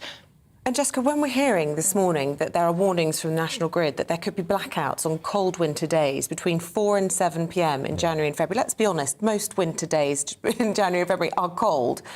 That is going to make people very anxious this morning to be hearing that sort of thing. What sort of advice can you offer to people when they're worried about what January and February is going to hold? Yeah, I think it's absolutely terrifying. We already hear that families are having to make a choice between one hot meal a week a week or heating a room in their house. So these issues are already being faced. The first thing you really need to do is speak to your energy provider. It's the first thing, speak to them. The second thing is seek professional money and energy advice. There are often solutions. It could be something like an energy debt write-off grant, which can help clear the energy debt that you might have accrued, or there might be other grants that you can access, or benefits that you haven't claimed that you might be entitled to. But really just talk to someone. Yeah. Pro Green, I don't know if you're a political person or if you even want to talk about politics, but I'm just interested in what you think is going on in the country at the moment and how that's contributing to all of this. I mean, do you feel frustrated when you look at Parliament? I do, and I understand, just the general case of apathy that seems to be, no one really or seems to care anymore. Like, why do we care about people who don't look like us, don't sound like us? But yet people's anger, which is just, has been leveraged to almost hate people who are going through the same situation as them as a distraction, as opposed to looking at the people who are in power that are making these decisions. PMQs yesterday, a Prime Minister that couldn't be found anywhere, crying under a table probably, but while they're just jibing at each other. It doesn't matter if they're red or blue, it's like a play, they probably did go to the same schools, but they're just on either side of the room throwing insults at each other, and the people in politics generally are not affected in the same way that real people are. By the decisions that they're making. Yeah, I mean, the government... Their quality of life is not affected in the same way that the people who are really affected by their decisions are. Would you applaud the government, though, for helping people with their energy bills? Up until next April. Until April, although that's been scaled back, hasn't it? Well, no, because it was 2 years, but now it's just until next April, which is only going to make people more anxious, because what am I going to do from April? Yeah. And I think what you're starting to see now as well is people who have never encountered poverty. Dual income households are starting to find themselves in a situation where they're worrying about how they're going to pay their bills. People who are going to lose their homes because of the rise in interest rates, and across the mortgages. It's scary. It is scary. And Jessica Taplin, just on that point about the working poor, I mean, we are going to see a huge increase in those people in this country. And do you think that will be... I'm getting into politics now, but do you think that will be a legacy of the Conservative government? I'm not a politician, I'm a charity chief executive, but what we see is the people we support have an average household income of under 20,000, so they are on the bottom 20% of poverty in the country. But what we're seeing exactly is the group above that being pulled in. And there are very real challenges there, and I think that something needs to come out of it. There needs to be some sort of clarity and certainty. People are having to plan their budgets, plan their household finances, and they need that assuredness of what help is coming. Yeah, Professor Green, finally, what's your message for Liz Truss and Jeremy Hunt? That's broadcastable. Especially when it comes to whether they're going to rise benefits in line with inflation or wages. Have a heart. Find some decency to help people who you probably have very little in common with. But take into account what is actually happening and the suffering that is on the back of decisions that they're making. These are political decisions. Powerful stuff, Professor Green. Jessica Taplin, really appreciate you coming in bright and early this morning to talk to us about such a serious issue. Thank you very much indeed. Yeah, GB Views at gbnews.uk if you want to get back to us on what you've just been watching or listening to, if you're tuning in on the radio. After the break, we'll chat all things sport with Paul Coit, including who walked Big Ballon d'Or award last night. I think there's a word missing there. Next, the weather. Good morning, I'm Alex Deakin with your latest weather update. We're getting to that time of year where fog patches, when they're around in the morning, can be fairly slow to clear, but for most places it's going to be a dry and a bright day. We're between weather systems, and with light winds it's turned a bit chilly overnight, and as I said, it has turned in places fairly foggy. Some of those fog patches are a little dense, but they should be clearing as we go through the morning. Still likely to be some around, certainly for the next couple of hours, so just be aware of that on your journey into work. But for most, the fog will clear. It's dry, it's bright, there'll be sunny spells. A bit more cloud in the southwest where the breeze will pick up. Maybe one or two showers here too, and a few showers drifting in still across the Northern Isles, parts of Aberdeenshire. But the vast majority dry and bright, and temperatures lifting up into the low to mid or even high teens across the south, feeling a little cooler across northern Scotland, although the winds a lot lighter here today compared to yesterday. The winds will pick up in the southwest later today though, and we'll see a few more showers during this evening.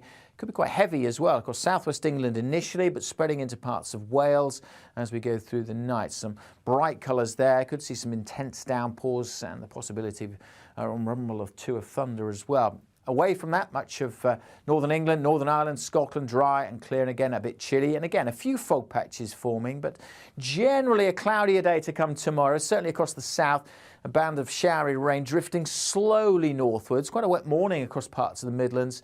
That rain spreading into North Wales, eventually Northern Ireland, and eventually into parts of Northern England too. Further south, well, we'll see quite a lot of cloud, 1 or 2 showers. Much of Scotland, Northern England looking dry and bright. Again, with fairly light winds, not feeling too bad with temperatures in the low to mid-teens. Low pressure continues to throw bands of showers northwards through this week, but all the time with the air coming from the south, it'll be quite warm.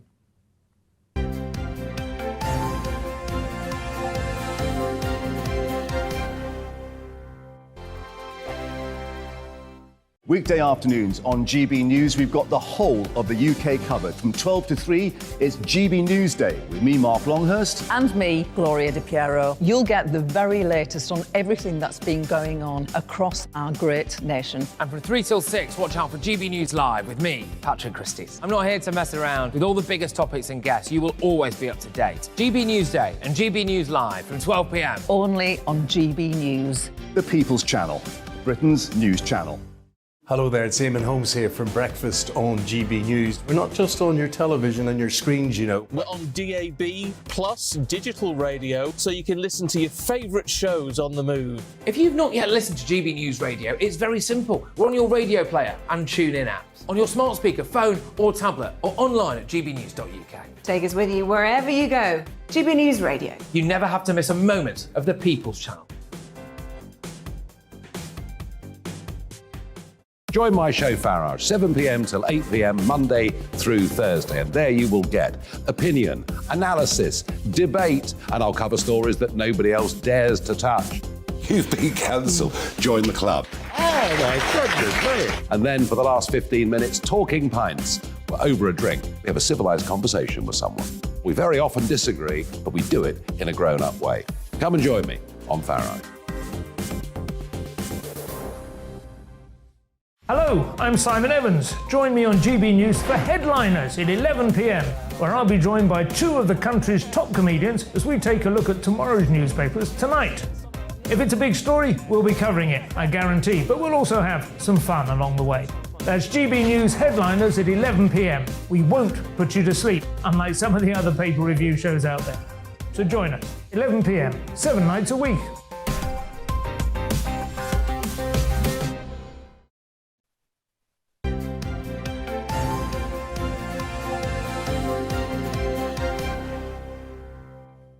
Welcome back at 7:30 exactly. Still to come on the programme this morning. A little sweet treat for us all. If you're a fan of the Great British Bake Off, don't go anywhere. Ahead of tonight's Halloween-themed week, we'll speak to last year's winner Giuseppe Delano about his brand new cookbook and what he thinks of this year's bakers. And in the next hour, we'll be questioning the Conservative Minister James Heappey on yesterday's urgent questions and Liz Truss's distracting absence. Remember, you can join in any of the discussions this morning by emailing gbviews@gbnews.uk or tweet us at gbnews.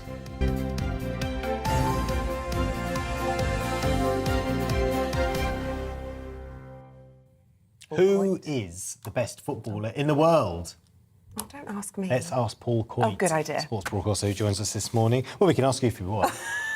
Well, funnily enough, I did say, I said to Isabel earlier, because it's Karim Benzema, and I did ask you that question, didn't I, and said, who was the last French player to win the Ballon d'Or? And you said Zinedine Zidane, so you were absolutely right. There you go. Absolutely on the money. See? Yeah. You know all that one out of there. You know all so the Ballon d'Or you don't winners. know, but you do know. Yeah. So it was Zinedine Zidane, was 98. So it's Karim Benzema is the best footballer in the world, the Ballon d'Or, which is the ultimate award for the greatest world footballer.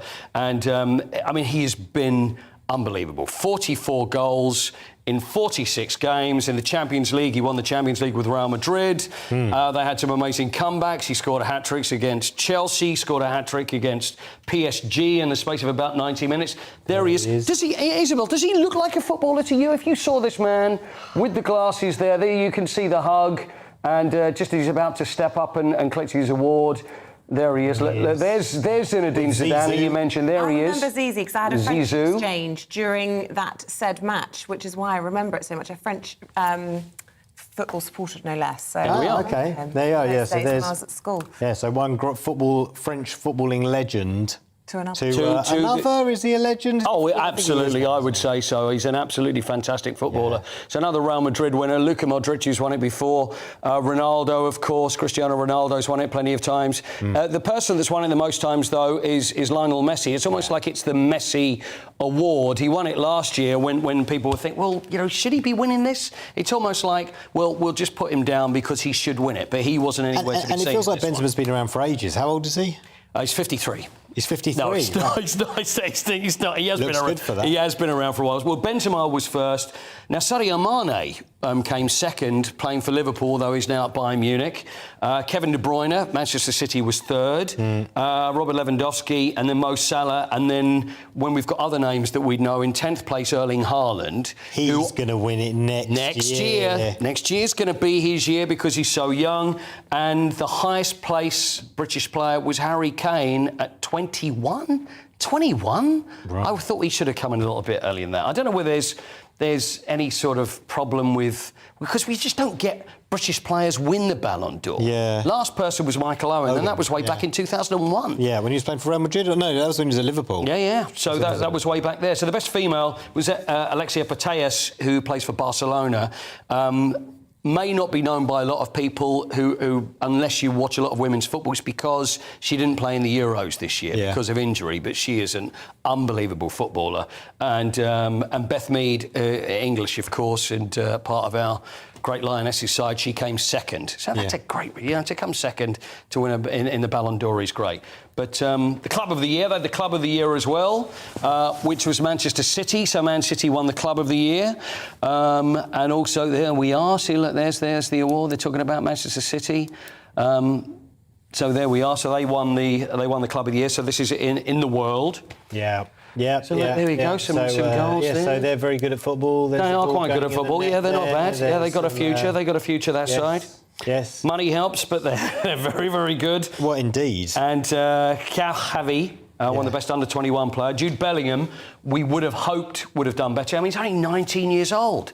And he's ours, of course, fantastic player. And he's going to be key at the World Cup. He is. Which is not far away. And he's even captain Borussia Dortmund at the age of 19. Yeah. Very quickly, Wasps, more job losses there. I mean, it's just... The financial state of rugby at the moment is horrendous. It is horrendous. And Wasps have gone into receivership now. 167 players and staff are made redundant. You've got players like, great players like Jack Willis, who was announced to be playing in for the England side, as announced yesterday, part of the autumn internationals. So he gets that news, and then he gets news that he's out of work because they are made redundant. These are great professional rugby players. Joe Launchbury, another well-known name. So what do? Do they then just now go and find themselves another club? Do they go on loan somewhere else? Contracts are null and void, right? Absolutely. They're still talking about whether there's going to be saviours of the club. But if you're a businessman and you go into Wasps, what are you going to do? Are you going to go in there because you love rugby, or do you see a business opportunity? It's not an easy business opportunity because, as we say, Premiership rugby, there's not a lot of money being made. It's a real worry about. And just finally, consequences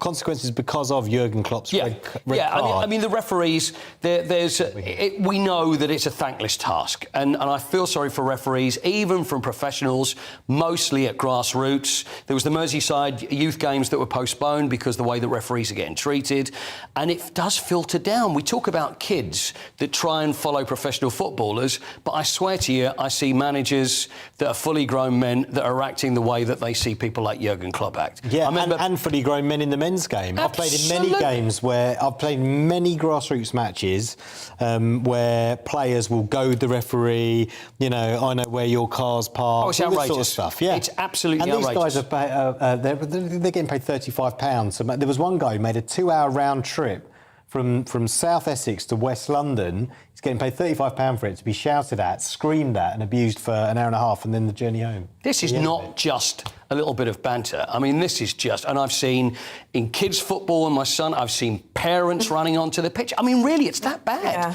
And it really is dangerous. So it's a completely thankless task. And these referees that go along and do it, there's less and less and less because what's the point? You wouldn't have a game without it. What's the point? You don't have a game without a referee. I've seen professional referees. I've seen this in the tunnel at Premier League clubs, and I've seen very well-known names screaming in the ears of the referee, and you just think, how are you getting away with this? You can't play the games. That's how it is in rugby. You're in the sin bin, any back chat to the referee, and you're off. See, the thing is, Isabel, you're right. You are absolutely right. Yeah. The way you see rugby players react to referees, yes, sir, no, sir, that's it. And you know what? Send people off for dissent. They need to. They shouldn't be getting away with it. Why is the culture different in football? I don't. I wish I could tell you, but it just starts and it just carries on, and it's just getting worse and worse. So the way that Jurgen Klopp was reacting to the fourth official the other day, or the referee's assistant, and he got sent off for it. They should, and the referees are saying that the referees support UK, which is a group. They're saying there should be bigger consequences. They have no respect for authority. Absolutely. Paul, really good to see you. Thank you very much. I just want to let you know. Thank you, sir. I appreciate it. Speaking of respect for authority, we'll talk more about Liz Truss with Martin Daubney and Emily Carver in this morning's papers after this.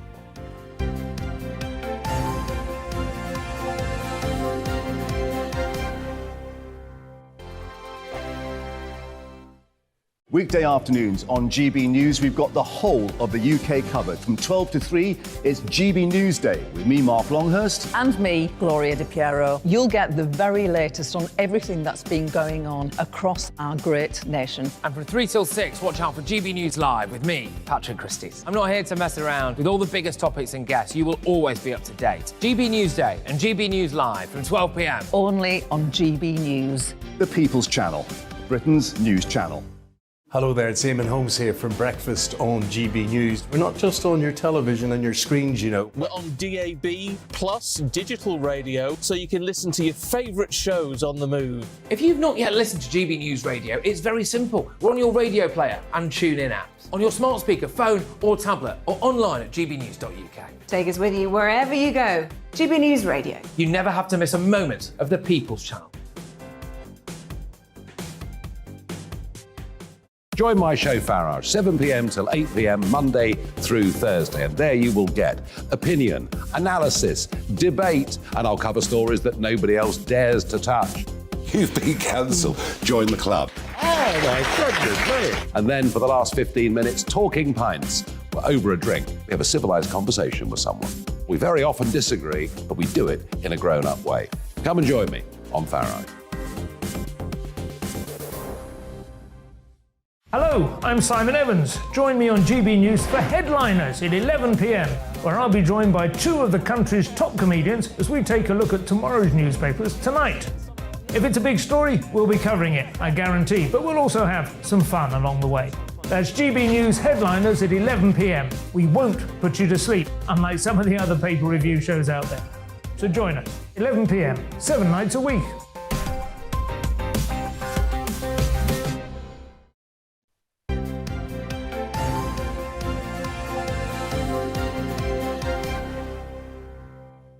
Welcome back. It's time to go through the papers. We're joined this morning by the journalist and former Brexit Party MEP Martin Daubney and the columnist at Conservative Home Emily Carver. And I have to be honest, we were just discussing about that extraordinary interview with Professor Green a few moments ago. So honest of him to talk about not only his own upbringing but his views on politics on national television. Yeah, he did some amazing work on suicide reduction years ago, made a documentary, really kind of opened up the conversation. As you know, I used to do a lot of work on suicide reduction and men and boys issues. We'll come to some of that today. But yeah, it was really good to see him putting his name to a worthwhile cause of trying to help people out during the cost of living crisis. Absolutely. Yeah. Right, let's start. Martin, actually, we have to start. There's only one place to start, really. Yeah. Sorry, Liz sits silent as Hunt rips up budget, front page of The Sun. Yeah, it's an astonishing plethora of bad news front pages. The ghost PM. Yeah, the ghost PM. We have a zombie parliament with a ghost PM. In fact, the Sun are just tearing her apart inside, saying she looked like a guest at her own funeral as Jeremy Hunt was wheeled out and basically gave Trussonomics the lethal injection. Nothing was left, really, of her plan. She sat there looking like a hostage as everything was eviscerated around her. And then later on, she was wheeled out onto BBC and she made Theresa May look like somebody gifted with personality, the Truss bot. kept talking about, I'm delivering for Britain, I'm delivering. You almost expected a little panel to open up with flashing lights. And I'm afraid she seems like she's really shot to pieces. Even the normally friendly Conservative media are being very hostile to her today, and they're all saying really it's a matter of if, not when. Yeah, it's funny you mentioned that, Emily. Front page of the Mail, in office, not in power. Yeah. That's the same paper that only a few weeks ago was saying, finally, a Tory budget. Yeah, and that shows how fickle the papers can be, but also, I mean, it's just reacting to what's happened, isn't it? I think the question is what happens now. It doesn't seem that there are any good options. She either clings on to power. I can't see her popularity rebounding regardless of what happens, because first impressions matter when it comes to politicians. I mean, there's a chance she could turn it around, but it doesn't look likely. I can't see there being another candidate stepping up, and then the calls for a general election would just accelerate. So she's sort of stuck. I don't know what she's going to do. The country's stuck. We're just in a holding pattern there. I don't know. I mean, it depends whether you put faith in Jeremy Hunt. And do you?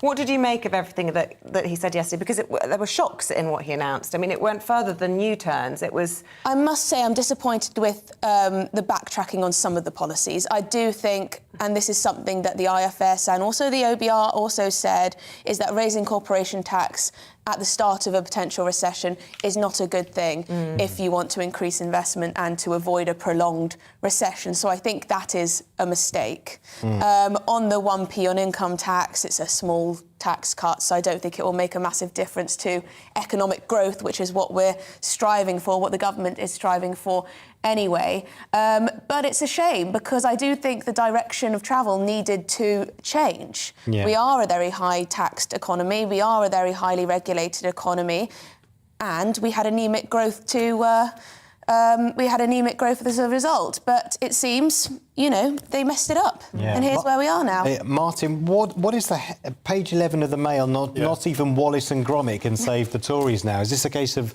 the wrong economic policy instead of the wrong trousers? No, well, good, like you did there. Very, very good. This is Little John being Little John. But, Ben Wallace is one of the names being touted as a so-called unifying candidate. So Ben Wallace, not even Wallace and Gromit. Look, we can tear Liz Truss apart here, but I think one thing we can take away is it's a great time to be in opposition across the world. I mean, look what's happened in Italy. We've seen a swing to the right with Meloni. In Sweden, we're seeing the same. Surely Joe Biden's days are numbered. Being in power right now is really, really difficult. The lockdown, the pandemic's destroyed the economy, and the emphasis on net zero, that's another thing that's taking over. And so what he is saying is the Conservatives have brought this upon themselves, because the two candidates that were put forward by the party to the membership, Truss and Sunak, was basically a case of, do you want to be hung or do you want to be shot? And they weren't the candidates that the actual electorate or the membership wanted. We'd have liked to have seen somebody visionary with a bolder future, someone like Kemi Badenoch. Didn't get that opportunity. And I think now they're really paying the price. And as I said earlier, the normally supportive Conservative media are basically saying Conservatism is over and they deserve it. They are tearing them to pieces. This is their own press. Have we talked about that poll in this review? We haven't, have we? That was published yesterday afternoon, which showed, in Nadine Dorris's words, not just a landslide but an annihilation of Conservatives in this country. It's hardly surprising. I don't think people know what they're voting for. And Keir Starmer can essentially breathe. He'll be handed the keys to number 10 if a general election were to take place now. Of course, a lot can happen in 2 years, but... Yes, shocking polling. Moving on. Emily, page 5 of the Daily Mail, former RAF pilots paid by China for military training. Yes, as if things couldn't get bad enough. Apparently China is headhunting our Royal Air Force pilots to train them up to, as the Daily Mail says, shoot down Western aircraft. Right. Is this new? I mean, this is obviously a terrible headline, but I mean, Mugabe went to Sandhurst famously, didn't he? I mean, there's a lot of despots and, people on the so-called axis of evil come through our excellent military training in this country. Well, apparently they're actively trying to recruit former pilots on huge amounts of money, to train them up. And of course, this is particularly worrying considering we just upped their threat status to a threat from, what do they call it, from a systemic rival or something like this. Oh, systemic competitor status, and now they're a threat to British interests. So it is slightly concerning if the best of our RAF are moving to China to train their pilots up because they're getting handed lots of cash. Anyway, the Ministry of Defence is very worried about this. Yeah, are they traitors? Well, you could say it's free market economics. I mean, ostensibly they are going where the best salary is, and in a cost of living crisis, who can begrudge them? Yeah. But it is concerning that our own boys are ostensibly supporting our foes. Well, yes. Instead of sort of sense of duty to your country, it's more important to pay the bills. Yeah, but it's also worth pointing out that apparently many more have declined these contracts than have accepted them. So there is still that is an important point. That is a very important point. Yes. Also, jet pilots from Australia and Canada are also going over there as well. They're also traitors. Sorry. Should we talk about Just Stop Oil? We had them on yesterday morning, which was a lively interview, to say the least. Day 17 in the Just Stop Oil campaign. And what is the Times saying about it all, Emily? Yes, I wonder if anyone who's watching now was trying to cross the Dartford crossing yesterday and ended up in a 6-mile queue because at 4 a.m. A couple of protesters decided to scale the bridge, and that meant that it was closed off for hours. So this is just an escalation of what we've been seeing for the last 17 days. It's the 17th successive day that the group has been protesting. We've seen all sorts. We've seen so many offshoots of the environmental activism. You know, Extinction Rebellion. We had the vegan activists throwing milk all over the place, and the Van Gogh painting that got vandalised. It does seem like they're upping the ante, and I'm not sure if the police are prepared. Well, it's worse than that. It's not the police aren't prepared. The police are taking them cups of tea and acting like a picnic service, and I think that's because they support their ideology. They're doing their bidding, and it's a two-tier policing system. You would not see the same thing, for example, for anti-lockdown protesters or football fans, or policing tweets and not the streets. And really, that guy should be left up there. Leave him up there, let him go cold, let him go hungry, reopen the bridge. Vegans, pour some milk over them. Let's see how they like it. And as for the Just Stop Oil people, get them off the streets and roll out the water cannon. This is another place where the Tories are spectacularly failing, along with not controlling illegal immigration, going soft on law and order, allied to everything that's happened with the economy. They are simply getting every big call wrong, I think. Martin and Emily, thank you. Appreciate that. Yeah. It is 7:49. Let's bring you up to date with the top stories this morning. National Grid's chief executive has warned British households to prepare for blackouts on cold weekday evenings. They could occur between 4 and 7 p.m. in January and February if gas imports are reduced. The warning comes as the company says it would have to impose rolling power cuts if generators fail to secure enough gas to meet demand. More than half of us are choosing to spend our evenings at home over the coming months to try and save money. A Barclaycard survey has found nearly 1 in 3 people are looking at every purchase to see if it's necessary, as budgets are squeezed by rising costs. It says spending on non-essential items grew by just 1% last month, the lowest point since February 2021. Logos on school uniforms could be scrapped to make them more affordable as part of a review being launched in Wales. Options being considered include schools having no logo at all or iron-on badges available free of charge. This could give families the option to purchase uniform at cheaper costs from a greater variety of retailers. And Sir Rod Stewart says he is using his power to help others as he rents a home for 7 Ukrainian refugees. Daily Mirror reports that Sir Rod has provided support to a Ukrainian couple and their 5 children, paying their rent and bills for a house in Berkshire for at least a year. The singer says he usually keeps his charitable efforts quiet, but hopes making actions public might inspire others to help too.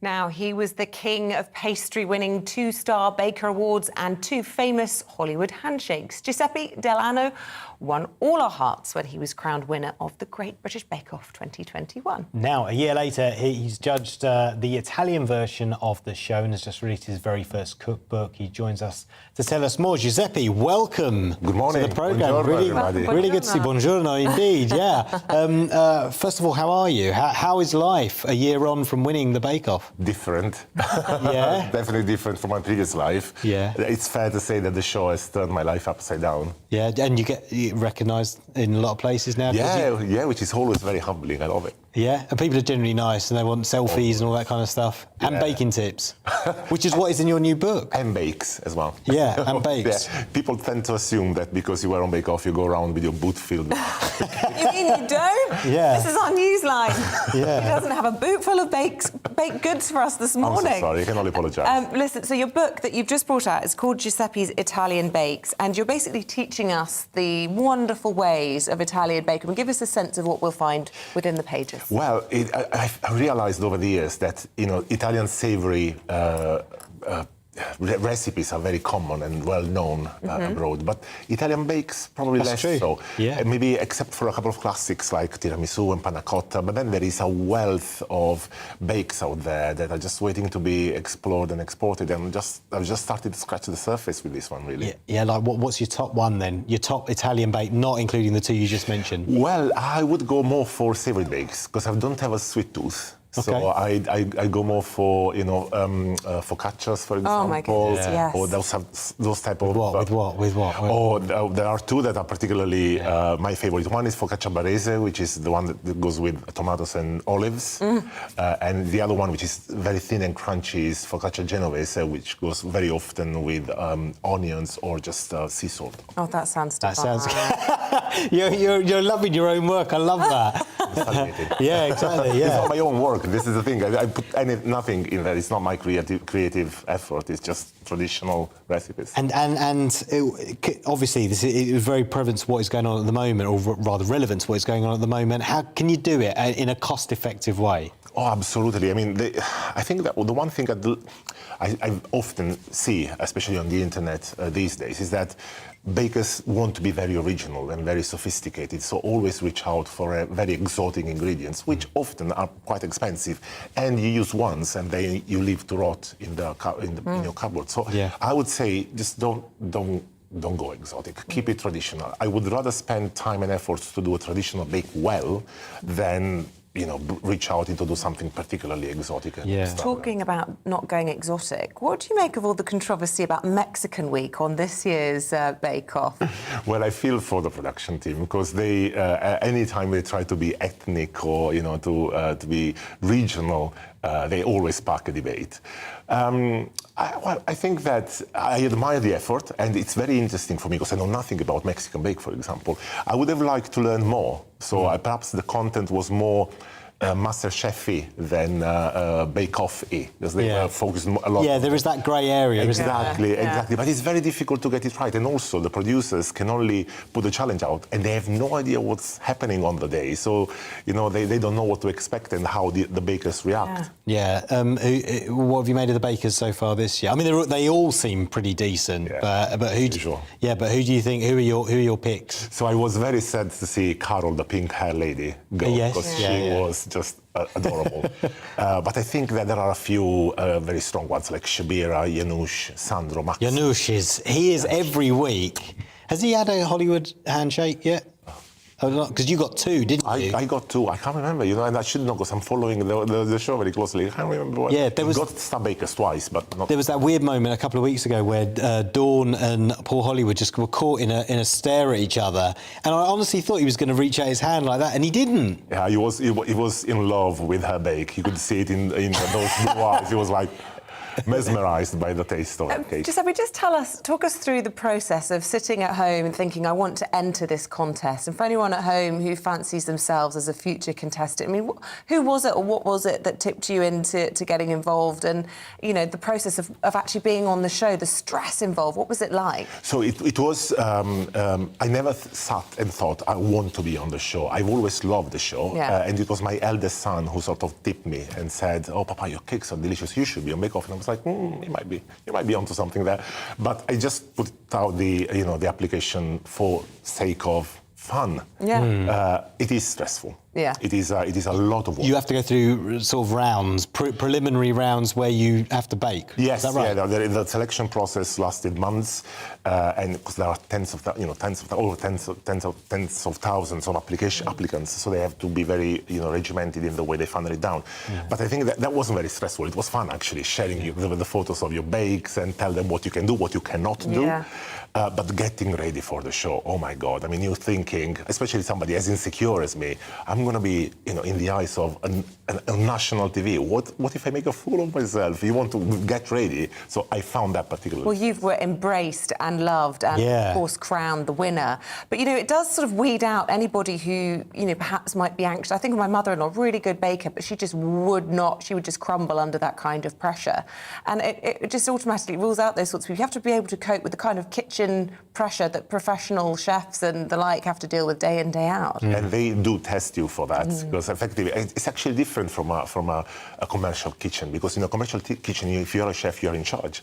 In that context, you're not. No. You just need. Also, you have to make good TV. So you have got to be able to bake and talk at the same time. And I've never been very good at multitasking. What's it like when Matt Lucas and Noel, when they come over and they make a little quip, and they seem like nice people? They are very nice people. At times you're like, oh, just please go away. I've got. But they do realise that. They read the room very well. So if they see that you're uncomfortable, they just step back and give you time to do your bit and then come back when. Yeah. Just finally, obviously you create amazing Italian food, but do you ever like a good steak bake from Greg's?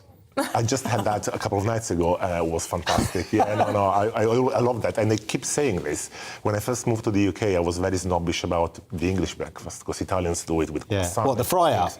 But the first time I had it, I was hooked. We converted you. I was hooked. Good man, Beans or Giuseppe. tomatoes? Both. Beans and tomatoes. I won a lot. The full plate. The full Monty. Yeah. Giuseppe, Listen. grazie mille. Thank you very much. Pleasure. Grazie mille. Thank you very much, Giuseppe. Fantastic. What a wonderful guy. Yeah, fabulous. It is 7:58. After the break, we'll be talking about the Chancellor's new economic plan to get the country back on track.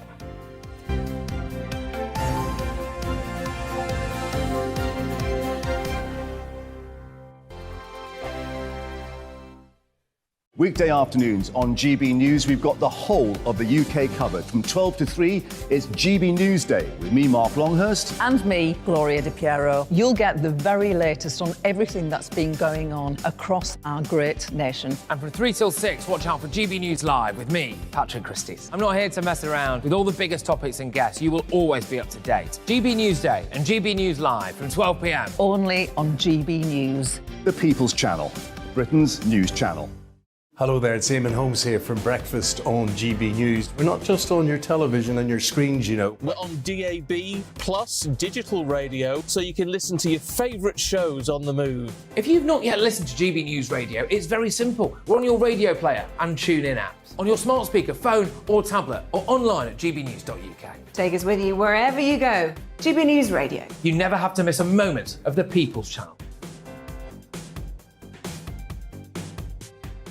Join my show Farage, 7 p.m. till 8 p.m. Monday through Thursday. And there you will get opinion, analysis, debate, and I'll cover stories that nobody else dares to touch.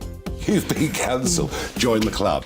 Oh my goodness me. And then for the last 15 minutes, talking pints. We're over a drink. We have a civilised conversation with someone. We very often disagree, but we do it in a grown-up way. Come and join me on Farage. Hello, I'm Simon Evans. Join me on GB News for Headliners at 11 p.m, where I'll be joined by two of the country's top comedians as we take a look at tomorrow's newspapers tonight. If it's a big story, we'll be covering it, I guarantee, but we'll also have some fun along the way. That's GB News Headliners at 11 p.m. We won't put you to sleep, unlike some of the other paper review shows out there. So join us, 11 p.m, 7 nights a week.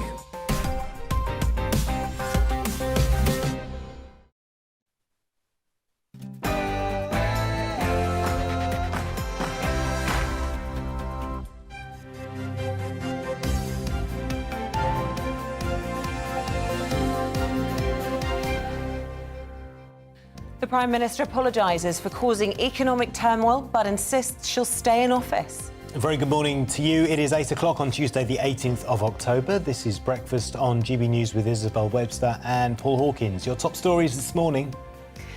Liz Truss says she was responsible for the financial chaos caused by her government. She's apologised for her mistakes, but insists she'll lead the Tories into the next general election. Meanwhile, the Chancellor has been dubbed the Prime Minister in all but name as he reverses almost all the tax cuts announced 3 weeks ago. In other news this morning, could the COVID vaccine cure cancer? We'll discover why the same technology used by Pfizer could treat melanoma, bowel cancer and other dangerous tumours. And it's National Adoption Week. We'll discover why the cost of living crisis has impacted the number of children finding new homes and families in England. And as always, we love to hear from you. Be part of the conversation this morning. Don't just shout at the radio or the TV. Send in your emails, gbviews@gbnews.uk, or you can tweet us at gbnews.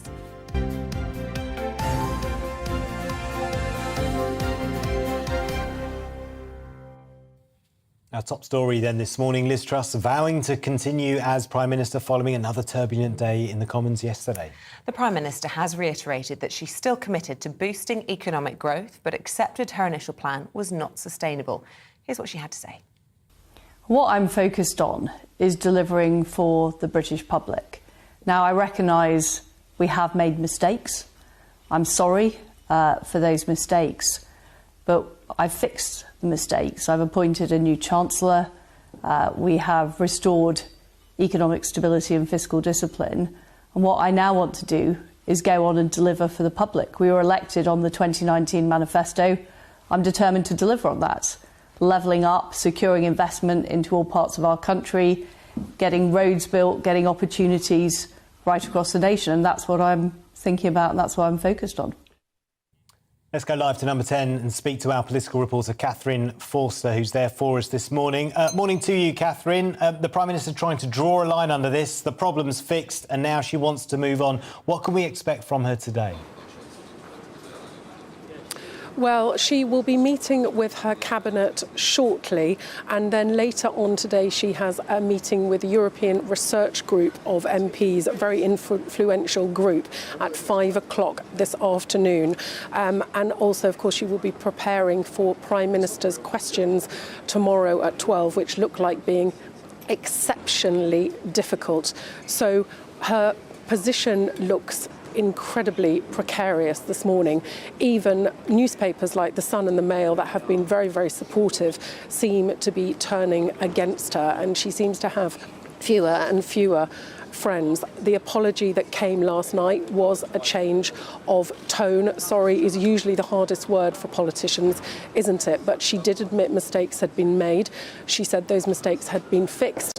But of course, for many Conservative MPs and indeed many members of the public, the fundamental problem was not the Chancellor. The fundamental problem was and remains Liz Truss, who's now had her Trussonomics plan removed. Now, a couple of MPs on broadcast today, James Heapy, the Armed Forces Minister, admitting the mini-budget had been a mistake, and also when pushed saying that he didn't think Liz Truss could afford to make any more mistakes whatsoever.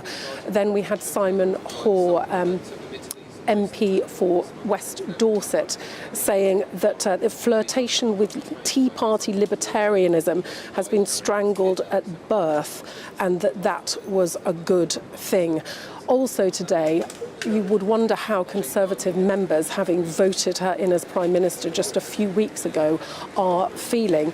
They appear, judging by a poll from JL Partners, to have had a change of heart. 500 Tory members were polled between Friday and Monday, and now apparently if they had to vote again, 60% of them would vote for Rishi Sunak and only 40% would now vote for Liz Truss. Interesting. OK, Catherine, thank you very much indeed. Well, look, we're joined now by the former Liberal Democrat Minister Norman Baker in the studio to discuss all of that. If that's correct, I mean, that's fascinating in itself that Conservative Party members have got buyer's remorse, as it were. Well, what's fascinating is that 40% apparently still want to vote for Liz Truss, given everything that's happened in the last 2 or 3 weeks. And I have to say that the system whereby we change prime ministers based on 0.2% of the population, against the wishes even of the majority of Tory MPs, is not a sustainable position to be in. And there's criticism of Gordon Brown when he took over from Tony Blair, if you remember back in about 2005, 2006, had there been no election. Look, we're now on 5, if Liz Truss goes, which I think she will do, we're looking at 5 Tory Prime Ministers in 5 years, 4 Chancellors in 4 months. This is not sustainable, and this is about more than Liz Truss. This is about the Conservative Party losing its mojo, frankly. Yeah, but what happens next? Because there is no unity candidate. They're quite driven, factionalised inside the Conservative Party. No one wants to have another protracted leadership contest. So it feels like at the moment it's slight paralysis. Well, look, Liz Truss cannot go on. I mean, Liz Truss is damaged goods. And on a personal level, I feel sorry for her because she's clearly out of her depth. She's clearly going to find it very, very difficult emotionally to deal with tomorrow's Prime Minister's question time. And in the interest of her own self, she ought to go, as, for example, Estelle Morris went. But wouldn't that introduce more instability? The whole point here is getting stability, steady leadership, calm the markets. Removing the Prime Minister may do that. Well, there's no stability as long as she's there, to be honest with you. She is, as the papers have said this morning, or the Sun said this morning, a ghost PM. She'll have to go, and there's no way that the Tories will allow her to lead them into the next election. Look, they're 30-odd points behind the opinion polls. That's unsustainable from their point of view.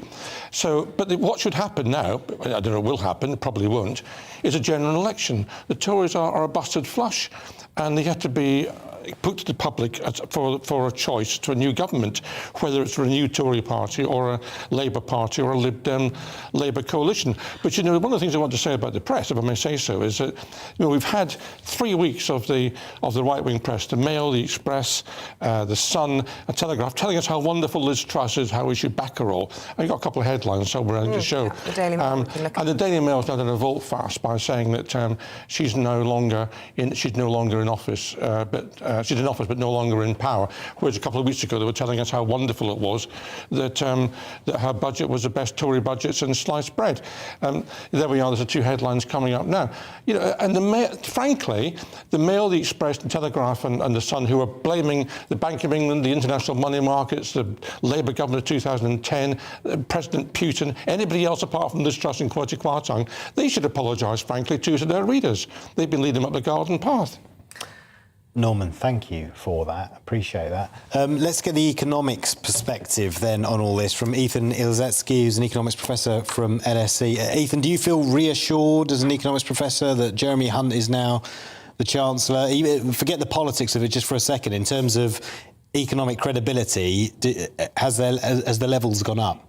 Absolutely. So I think judging just on the pronouncements and the plans of the new Chancellor, there's much more confidence. Both I have more confidence, but also the markets themselves have shown yesterday more confidence. But it's easier to spill a bottle of milk than to put it back in the bottle. So it's going to take a while to repair the damage that has been done over the past few weeks. Well, that's fascinating. Then you do think it is possible and has potential in the terms of what Jeremy Hunt announced yesterday, because essentially it wasn't necessarily just reversing all of Liz Truss's policies, but it was kind of announcing his own in many ways. It went further than people were expecting. You think that can be repaired, the damage that's done? I mean, we spoke to one expert this morning who said that he thinks that mortgage rates will have gone up about 2 percentage points and probably won't be recoverable as a result of this directly. I think we have to accept that damage has been done. Mortgage rates will go up this winter. People will lose their homes this winter. House prices will likely go down this winter, and some of that, at least, is attributable to the budget failure of the past three weeks. I think it's reassuring that this is being reversed, that bad policies are being taken off the table, but there are still a lot of details to be heard. And what kind of details? Because what are you waiting for that's coming down the track to continue that reassurance? Well, we've heard that there is going to be less support for households on energy prices, but the exact details of who will benefit from this, who will not benefit from this, is still to be heard. We heard there are going to be budget cuts, but it's very hard to see where those budget cuts are. It's much easier to pronounce that the budget will be cut than to actually do the difficult work of finding surgically where budgets can be cut. So if he can't make the spending cuts necessary to plug that black hole, if enough time has passed and the cost of government borrowing has come down, can he then go back to essentially borrow? Then once you've become more credible, can you then borrow to plug that black hole if you can't fill it with spending cuts? Well, I think we're at a time of high inflation, of rising interest rates, and this is not a time to run budget deficits. There are times when it's appropriate to run a budget deficit, but not at a time. Absolutely no more borrowing. I don't think that this is the time to do so. Right. Well, Ethan, I want to bring Norman back into all of this discussion, because when we look at Jeremy Hunt's announcements yesterday, saying nothing was off the table, a lot of Conservative voters and members will be worried about the triple lock being in question, the benefit uplift that has been such a contentious issue in recent weeks looks like it might be off the table, and this 3% promise of GDP on defence later on this decade may also be rowed back on. Do you think those are... I mean, obviously you come from a different political persuasion, but, do you see what he's doing with all of that? Yes, I do. I mean, I had a lot of time for Jeremy Hunt, actually. I thought he was a good minister, which was not necessarily the popular opinion at the time. I had good relations with him when I was in government, and the grown-ups are back in the room in that sense with him at the dispatch box, which, by the way, makes Liz Truss look even worse. But, I mean, the trouble is they're faced with either borrowing on the never-never, which was the previous policy, or now having fiscal discipline, which is going to mean a lot of hard choices, as Jeremy Hunt said yesterday. And hard choices means voters suffering, which means when it comes to the ballot box, they're not going to vote for those who are going to make them suffer. I just wanted to ask you, as a Scotsman, about Nicola Sturgeon's comments yesterday. She was outlining her economic plan, talk of rejoining the European Union. Yes. When we look at the poll that was done and published yesterday afternoon, it had Labour in power with SNP in opposition, the Conservatives completely annihilated. I mean, do you think that's a realistic possibility? Well, I think we're in the position, as far as... I've never been asked to comment as a Scotsman before, actually, but Isabel, but the position in Scotland is... No, I haven't really. But the position in Scotland is such that the Tories have got a fragile hold anyway. They've had it for years. I mean, the last time they had a big majority in Scotland was 1955. I mean, people don't vote Tory in Scotland very much. Look, I mean, Nicola Sturgeon will plough her own furrow. Keir Starmer, for what it's worth, has ruled out a coalition with the SNP. He knows the danger of that. Interestingly, he hasn't ruled out a coalition with the Lib Dems, which I think the Daily Mail picked up on. Daily Mail was saying how terrible it would be with a Lib Dem Labour coalition. I have to say to the Daily Mail, a Lib Dem Labour coalition would be a lot more stable than the present government we've got at the moment. Just before we let you go, Ethan, could I put a question to you that I put to Norman earlier, which is, if Liz Truss were to go, would that be worse than keeping her there in terms of stability? How do you think that... Because obviously the markets have their opinion now of Liz Truss, but if she went, given that there's no obvious successor... It's hard to imagine less stability than we've seen since Liz Truss was appointed Prime Minister. So So if she were to go, it wouldn't matter. Well, it would also depend on who were to succeed her. The million-dollar question. Yes, yeah. All right. Good to talk to both of you. Thank you so much. Thank you. Ethan Ilzetsky and Norman Baker, as always, thank you both very much indeed. The time is 8:14. Let's bring you up to date with the latest headlines. National Grid's chief executive has warned British households to prepare for blackouts on cold weekday evenings. They may occur between 4 and 7 p.m. in January and February if gas imports are reduced. The warning comes as the company says it would have to impose rolling power cuts if generators fail to secure enough gas to meet demand. More than half of us are choosing to spend our evenings at home over the coming months to try and save money. A Barclaycard survey has found nearly 1 in 3 people are looking at every purchase to see if it's necessary, as budgets are squeezed by rising costs. It says spending on non-essential items grew by just 1% last month. That's the lowest point since February 2021. Queen Consort Camilla and her sister Annabel Elliott attended the Booker Prize Awards ceremony in London last night. The night's winner was the Sri Lankan author Shehan Karuntikalaka and her novel The 7 Moons of Mali and Media.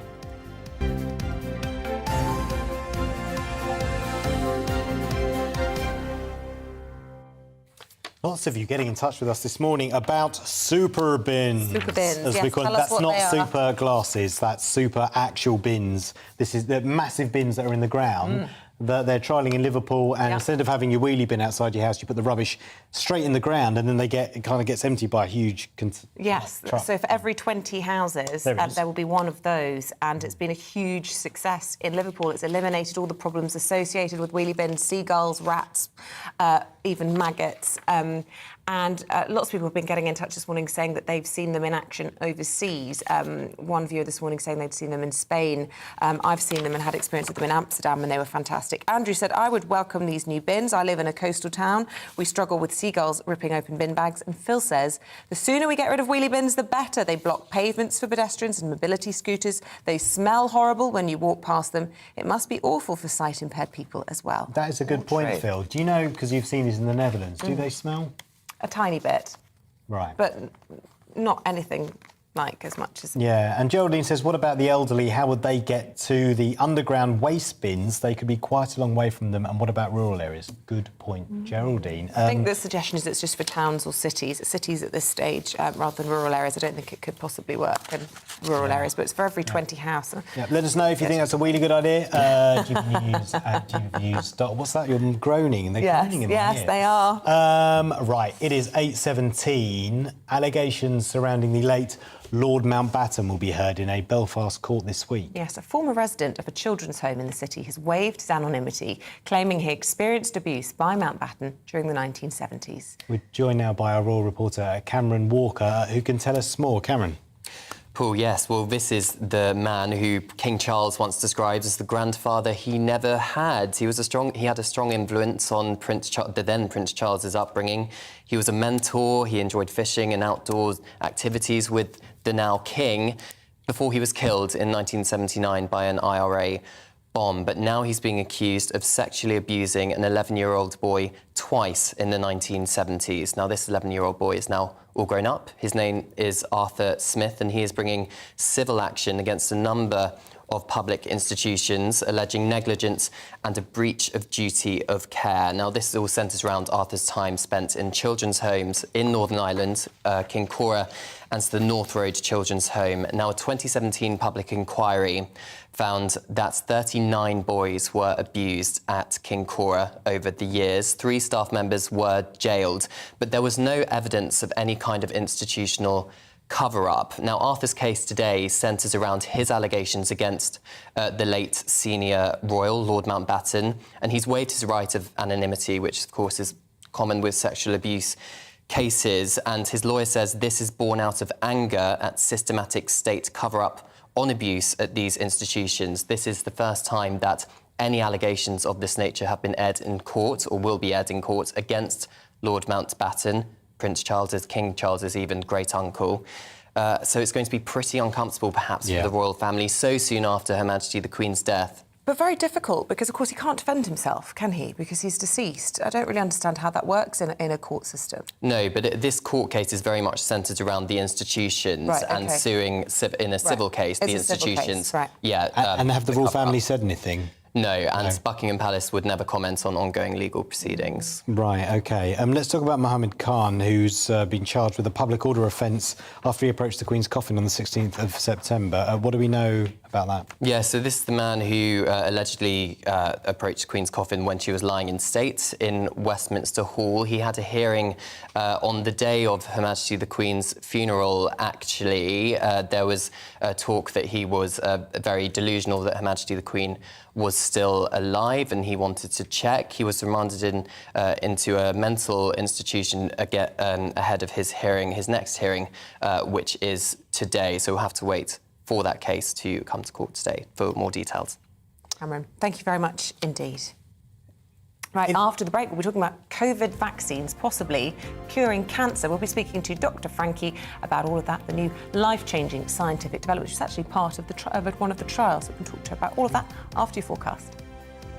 Good morning, I'm Alex Deakin with your latest weather update. We're getting to that time of year where fog patches, when they're around in the morning, can be fairly slow to clear, but for most places it's going to be a dry and a bright day. We're between weather systems, and with light winds it's turned a bit chilly overnight, and as I said, it has turned in places fairly foggy. Some of those fog patches are a little dense, but they should be clearing as we go through the morning. Still likely to be some around, certainly for the next couple of hours, so just be aware of that on your journey into work. But for most, the fog will clear. It's dry, it's bright, there'll be sunny spells. A bit more cloud in the southwest where the breeze will pick up. Maybe one or two showers here too, and a few showers drifting in still across the Northern Isles, parts of Aberdeenshire. But the vast majority dry and bright, and temperatures lifting up into the low to mid or even high teens across the south, feeling a little cooler across northern Scotland, although the winds a lot lighter here today compared to yesterday. The winds will pick up in the southwest later today though, and we'll see a few more showers during this evening. Could be quite heavy as well across southwest England initially, but spreading into parts of Wales as we go through the night. Some bright colours there. Could see some intense downpours and the possibility of a rumble of two of thunder as well. Away from that, much of northern England, Northern Ireland, Scotland, dry and clear, and again a bit chilly. And again, a few fog patches forming, but generally a cloudier day to come tomorrow, certainly across the south. A band of showery rain drifting slowly northwards. Quite a wet morning across parts of the Midlands. That rain spreading into North Wales, eventually Northern Ireland, and eventually into parts of northern England too. Further south, well, we'll see quite a lot of cloud, one or two showers. Much of Scotland, northern England looking dry and bright. Again, with fairly light winds, not feeling too bad with temperatures in the low to mid-teens. Low pressure continues to throw bands of showers northwards through this week, but all the time with the air coming from the south, it'll be quite warm.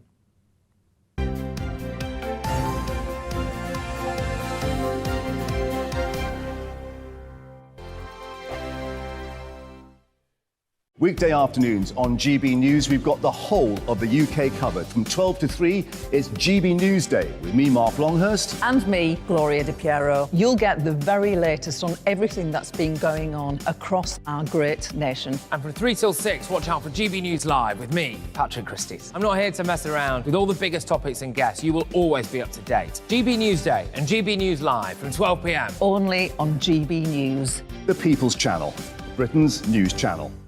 Hello there, it's Eamonn Holmes here from Breakfast on GB News. We're not just on your television and your screens, you know. We're on DAB plus digital radio, so you can listen to your favourite shows on the move. If you've not yet listened to GB News Radio, it's very simple. We're on your radio player and TuneIn apps, on your smart speaker, phone or tablet, or online at gbnews.uk. Take us with you wherever you go. GB News Radio. You never have to miss a moment of the People's Channel. Join my show Farage, 7 p.m. till 8 p.m. Monday through Thursday, and there you will get opinion, analysis, debate, and I'll cover stories that nobody else dares to touch. You've been cancelled. Join the club. Oh my goodness me! And then for the last 15 minutes, talking pints. We're over a drink. We have a civilised conversation with someone. We very often disagree, but we do it in a grown-up way. Come and join me on Farage. Hello, I'm Simon Evans. Join me on GB News for Headliners at 11 p.m, where I'll be joined by two of the country's top comedians as we take a look at tomorrow's newspapers tonight. If it's a big story, we'll be covering it, I guarantee, but we'll also have some fun along the way. That's GB News Headliners at 11 p.m. We won't put you to sleep, unlike some of the other paper review shows out there. So join us, 11 p.m, 7 nights a week.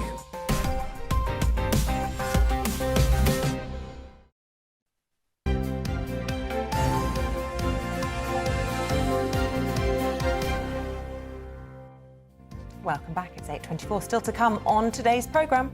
And around 8:45, Armed Forces Minister James Heappey sheds some light, hopefully, on why the Prime Minister is so desperate to stay in office after her economic plans led to financial chaos. And coming up around 9:15, Royal editor Katie Nicholl reflects on the latest Crown controversy as Meghan and Harry risk losing their Netflix deal. Remember, you can join in any of the discussions this morning. You can drop us a line, gbviews@gbnews.uk, or tweet us at gbnews.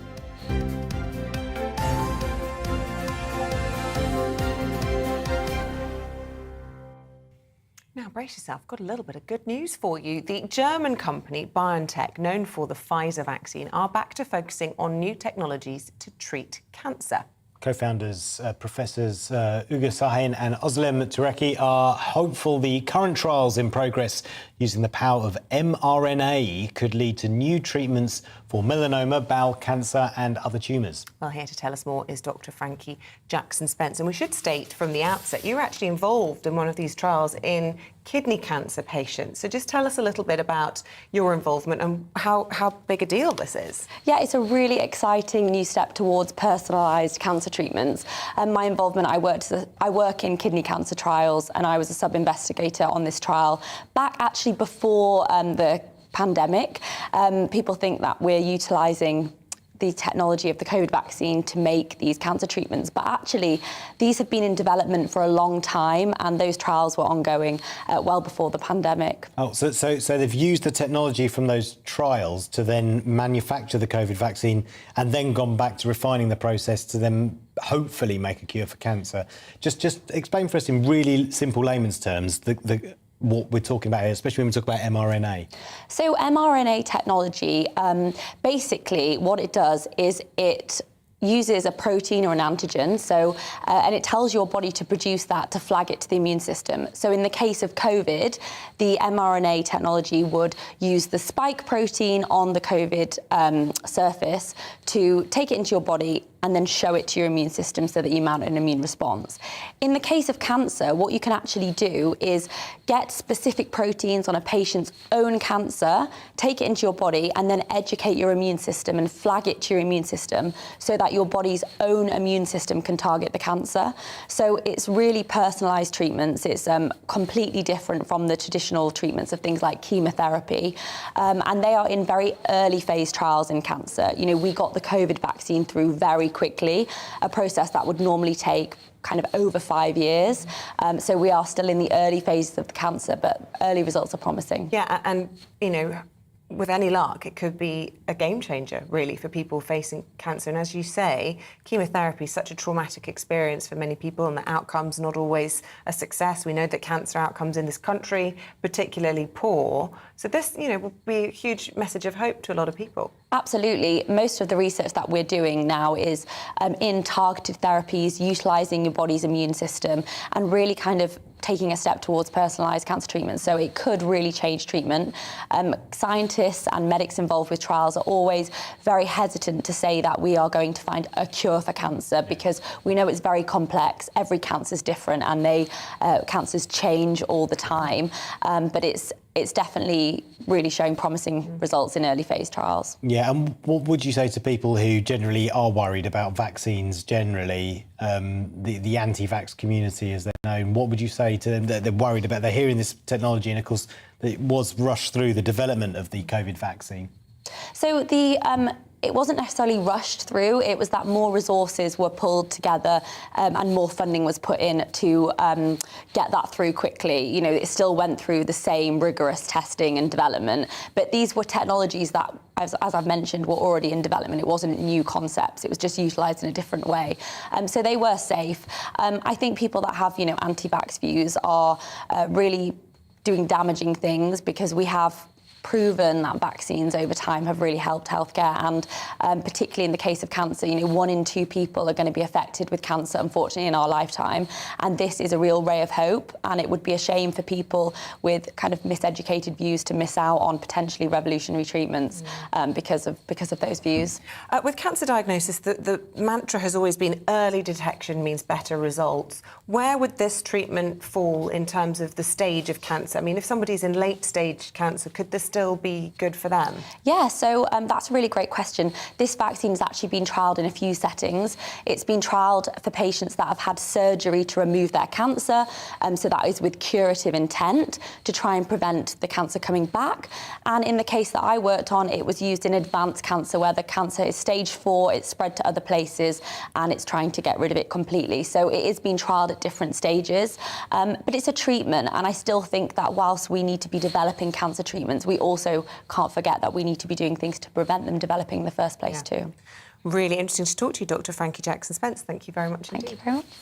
Yeah, thank you. It is 8:30. After the break, we'll look at the papers for one last time with Martin Daubney and Emily Carver. Stand by.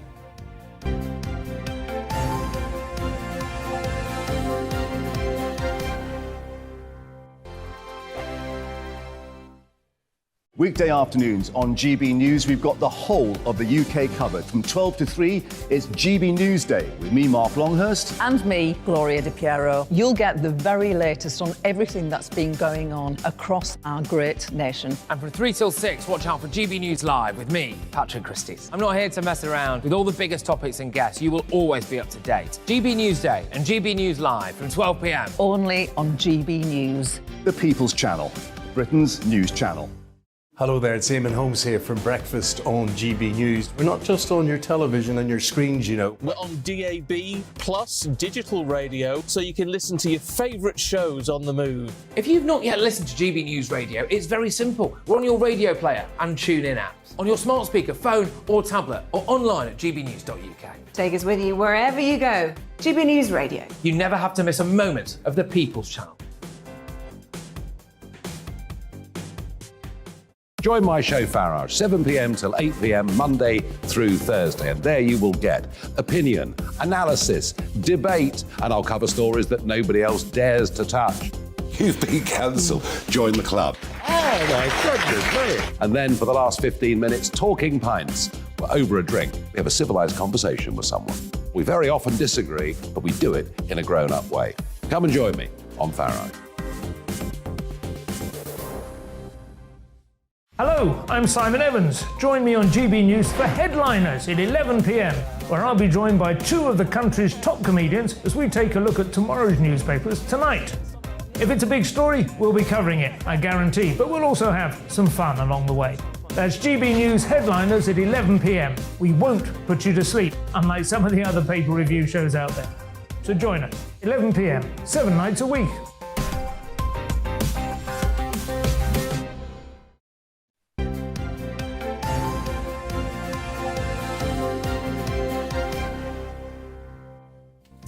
Welcome back, it is 8:32. You're watching GB News Breakfast. Good to have you with us this morning. Let's bring you up to date with the top stories. The Prime Minister hopes that openly apologising for mistakes in her early premiership will pacify restless Tory colleagues. Liz Truss is hoping to re-establish her authority after sacking her former Chancellor and abandoning her economic agenda. She'll rally her cabinet later today following an informal reception with senior ministers in Downing Street last night. Yeah, and we'll be speaking to the Armed Forces Minister James Heappey shortly. Elsewhere this morning, logos on school uniforms could be scrapped to make them more affordable as part of a review being launched in Wales. Options being considered include schools should have no logo at all or iron-on badges available free of charge. This could give families the option to purchase uniform at cheaper costs from a greater variety of retailers. Sir Rod Stewart says he's using his power to help others as he rents a home for 7 Ukrainian refugees.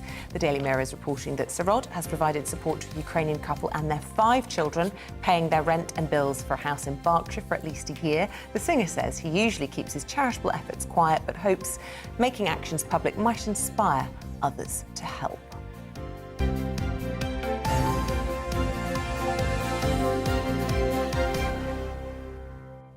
I presume he's talking about his celebrity mates, because most people can't afford to put up rent and housing for Not 7 really. Ukrainians in that way. But Yeah, anyway. notice he didn't put them up in his own house. Wow, yeah. Maybe they prefer Berkshire. Who knows? Anyway, it is 8:34. Let's go through the papers this morning. We're joined by Emily Carver and Martin Daubney. Morning to both of you. We'll start as ever with the ongoing political... do we even call it political turmoil anymore? It just seems to be the standard. Politics. Yeah, it's just another day, another car crash. So, page 16 of the Mail here. Some may feel sorry for Liz Truss, but I'm angry. She's handing the keys firmly to Keir Starmer. So I wanted to talk about is it inevitable that the Tories are going to lose? Is Starmer going to be gifted it? And is there a way of stopping this? Something I hear all the time as somebody who's worked with the Brexit Party, with Reclaim, with Reform. Is there a way of the smaller parties coming together to form an alliance to stop this happening? And I'm about to explain why I don't think that's going to happen. Because you all hate each other. No, it's not that. I'll tell you what it is. Some parties have lots of money and not a lot of organisational prowess. Others have the opposite. They have great organisational prowess but not a lot of money. Others bring historical baggage to the table that some don't like. Others have very different policies, like the SDP, quite left-wing.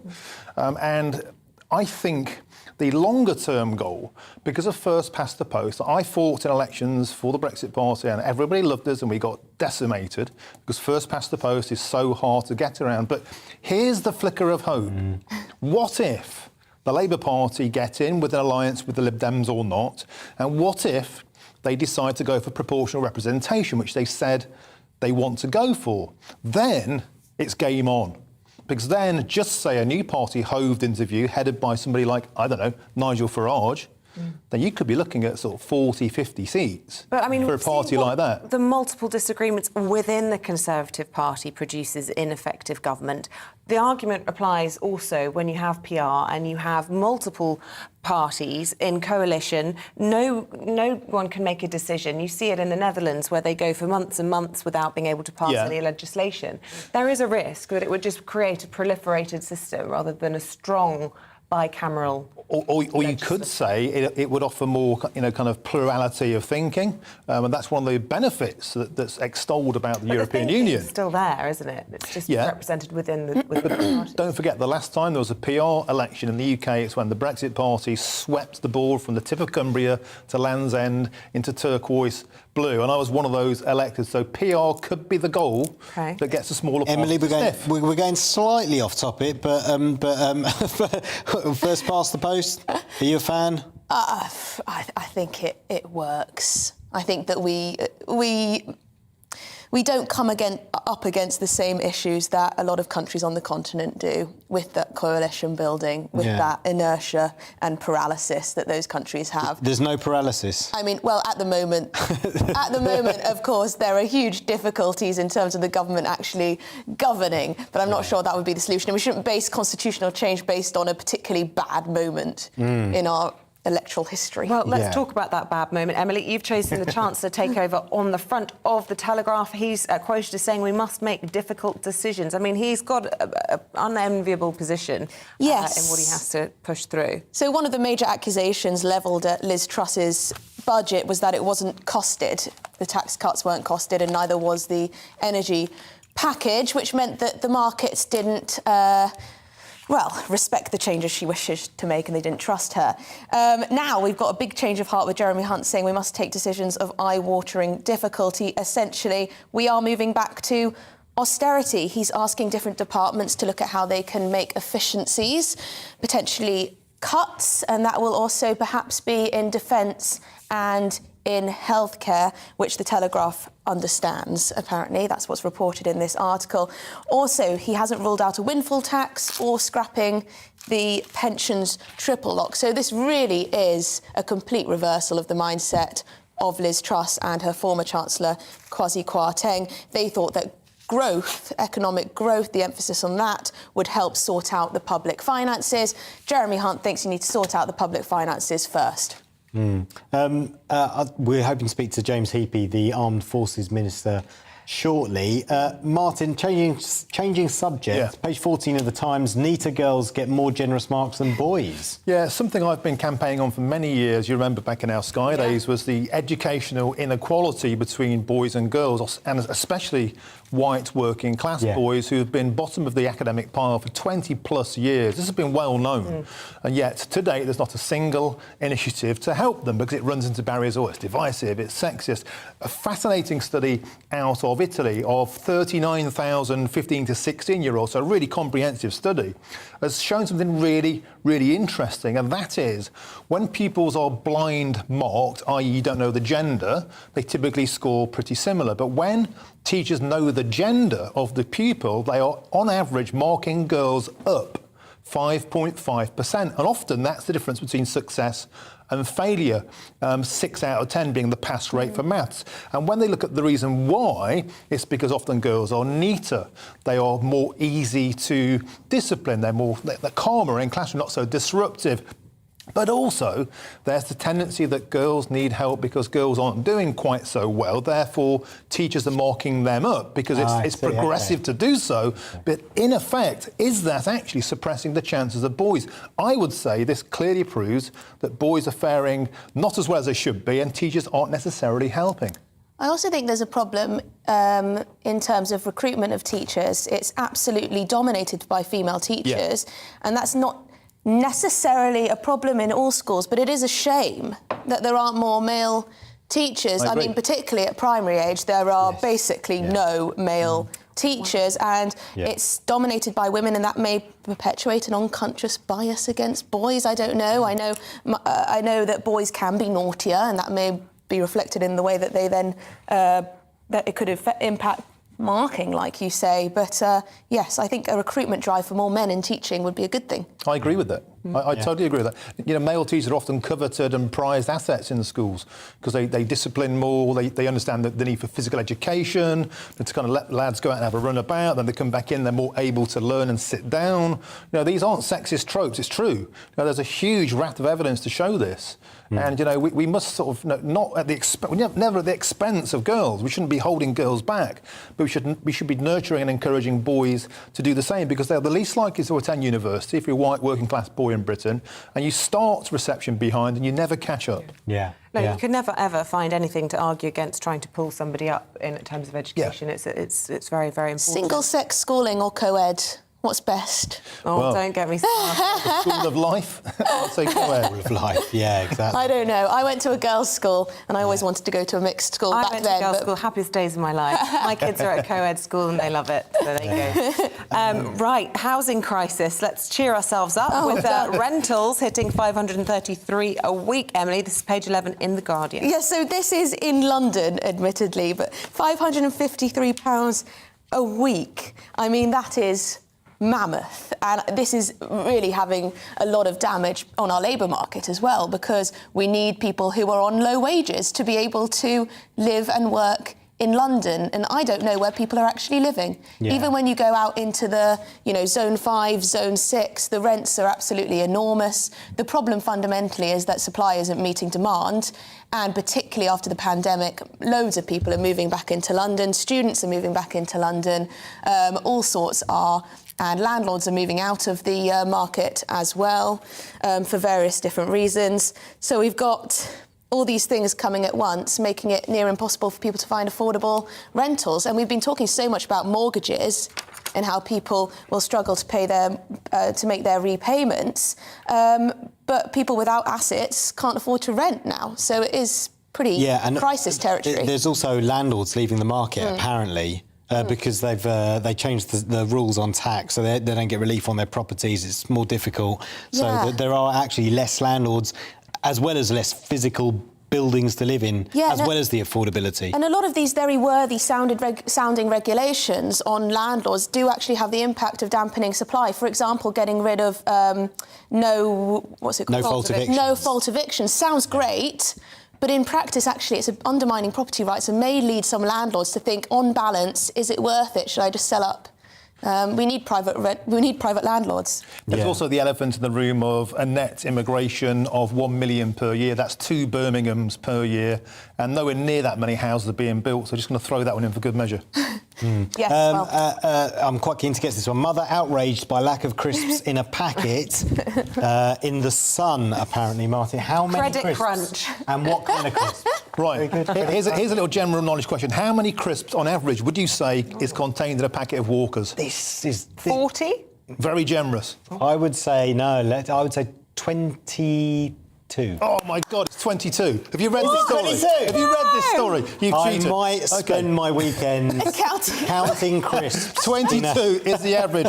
You're right. Crisp auditor. And cheesed-off mum, Kerry Fletcher from South Yorkshire, felt every right to feel salty after finding out she had 6 crisps in hers, and the day before her daughter only had 10. They're calling it austerity, cutback. Austerity? Let's blame Gary Lineker. Who knows? But they've promised a full probe at this absolute daylight robbery from Walkers.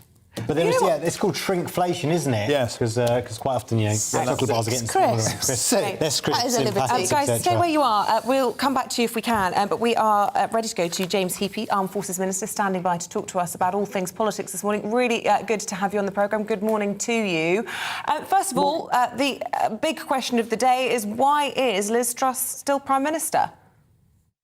Well, because she is the Prime Minister of the United Kingdom. She won the Conservative Leadership Party election over the summer. And whilst nobody would pretend that the last 5 or 6 weeks have been the start to her premiership she would have wanted. The reality is that, yes, a mistake was made. She went too far too fast with the mini budget as it was.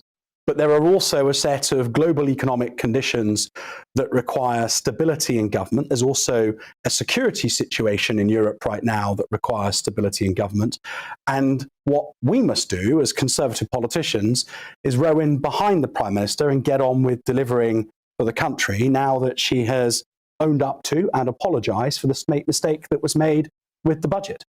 Forced to apologise, let's be honest about it. And you know as well as I do, the only reason that she has stayed in office is because she's got rid of her Chancellor, but she espoused every single one of those policies that she sacked him for. And lots of people just don't understand why on earth she remains in the top office in this country.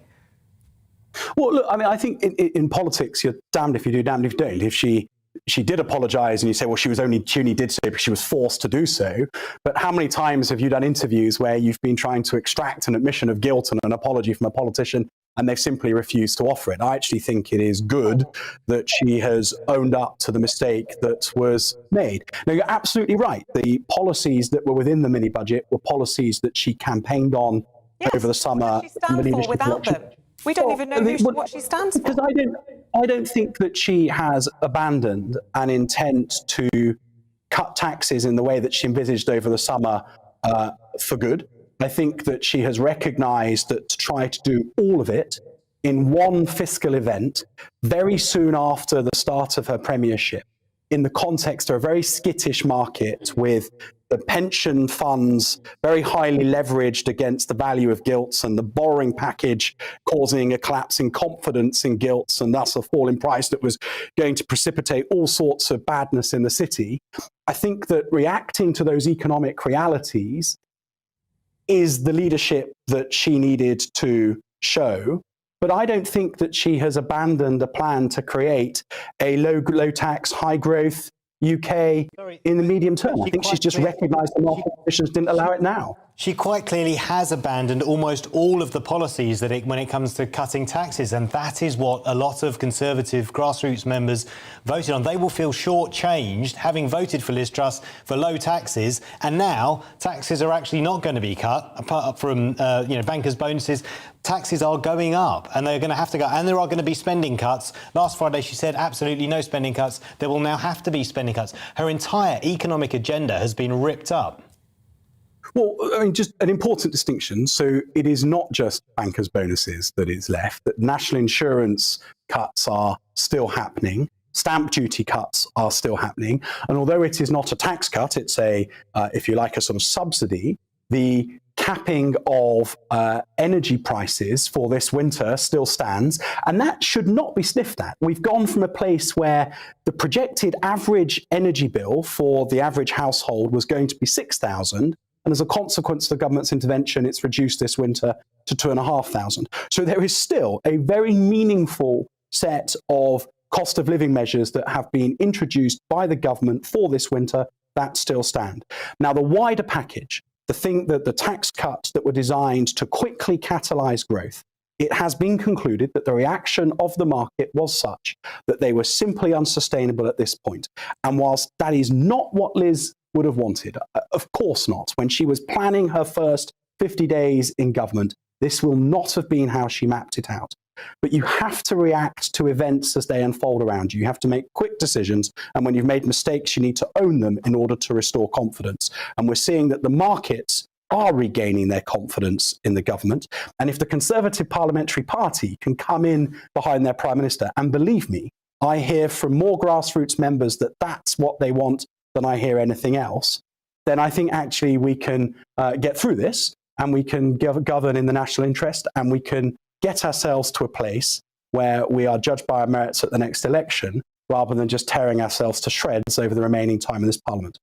That's a huge if the Conservative Party can unite behind her when you've got moderate Conservatives like Robert Halfon describing her as a libertarian jihadist. But look, I know we're really tight on time. I just want to ask you, in your capacity as Armed Forces Minister, about the fact that Jeremy Hunt yesterday saying that 3% of GDP on defence, that rise is now in question, nothing being taken off the table. You must be concerned about that.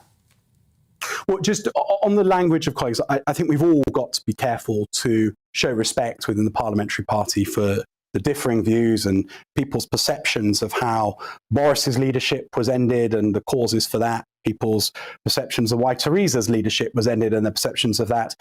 There is a whole load of rancour, and it's only going to be resolved by us trying to be civil to one another until we all get back on the same page.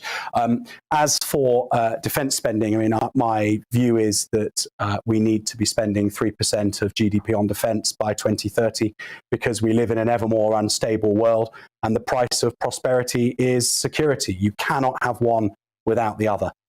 And my view is that the Chancellor gets that. He's had some conversations with Ben Wallace, the Secretary of State for Defence, and I'm confident that even if it is a very difficult fiscal environment, everybody understands the need to keep our country safe in these challenging times. Just very quickly, can Liz Truss win the next election? Well, I think that will be a matter for the electorate at that point. But what I can absolutely guarantee you is that the Conservative Party, as a party, whoever is in charge, will not succeed at the next general election if we spend the next year tearing ourselves to shreds and disagreeing over who should be the leader. We have a leader chosen by our members. We need to get behind her. And if we do, then there is every chance that we can win the next general election, because what nobody is talking about at the moment is that the party that has started to call itself the government in waiting actually has no answers to the current economic circumstance either. They are kidding us that they will neither raise taxes nor cut spending. And that is a completely unsustainable position. The Prime Minister and the Chancellor get that. That's why you're seeing the pragmatism that they've shown over the last few days. So we need to get together as a party, make our case to the electorate, and let you hold the opposition to the scrutiny that they need to be put under so that their plans are exposed for what they are. Okay, James Heappey, Armed Forces Minister, thank you very much for your time this morning. Thank you. Well, let's bring in our paper reviewers again for some reaction to that. Emily, first of all, the big ifs just kept coming through in that interview. If the Conservative Party can unite behind her, if we can do this, if we can do that. But I don't think it's going to be possible, do you? I don't know why they keep saying this, Conservative MPs, even talking about the disunity. I feel like the more you talk about it, the more you say we need to be united, the more disunited we can't pretend it's not happening. Look. No, I understand, because it must be very frustrating as a Conservative MP who is backing the Prime Minister, as a Cabinet Minister, to be listening to the likes of Robert Halfon being, in my view, hysterical, calling libertarian jihadists. I mean, but really. Just on that point, I mean, I keep repeating it because I was just so shocked by his language. But isn't that a sign of how frustrated he is? This is somebody who's really respected, really moderate, really careful in his language normally. I mean, I find it surprising that he use that language. Yeah, I've met Robert Halfon a couple of times. They're a nice chap from what I know. But I do think that kind of language is ridiculous. Being a libertarian jihadist is not attempting to cut or not hike up planned tax rises. I mean, that is just ridiculous hyperbole. I think most people would agree with that. Well, I think focusing on the language of what's being said at the moment is a bit like focusing on what's on the dessert menu on the Titanic. But let's be honest, we're kind of obsessing over minutiae here, and it was a very skilled defence, I thought, there of the indefensible. And that is, it's one thing to say we shouldn't be disunited and we should rally behind our leader, but the Tories are addicted to leadership contests. They're addicted to changing their leader every 5 minutes, since the Theresa May time, and that's because the leaders don't listen to the people. And people are getting fed up to the back teeth of it, and I think rightly so.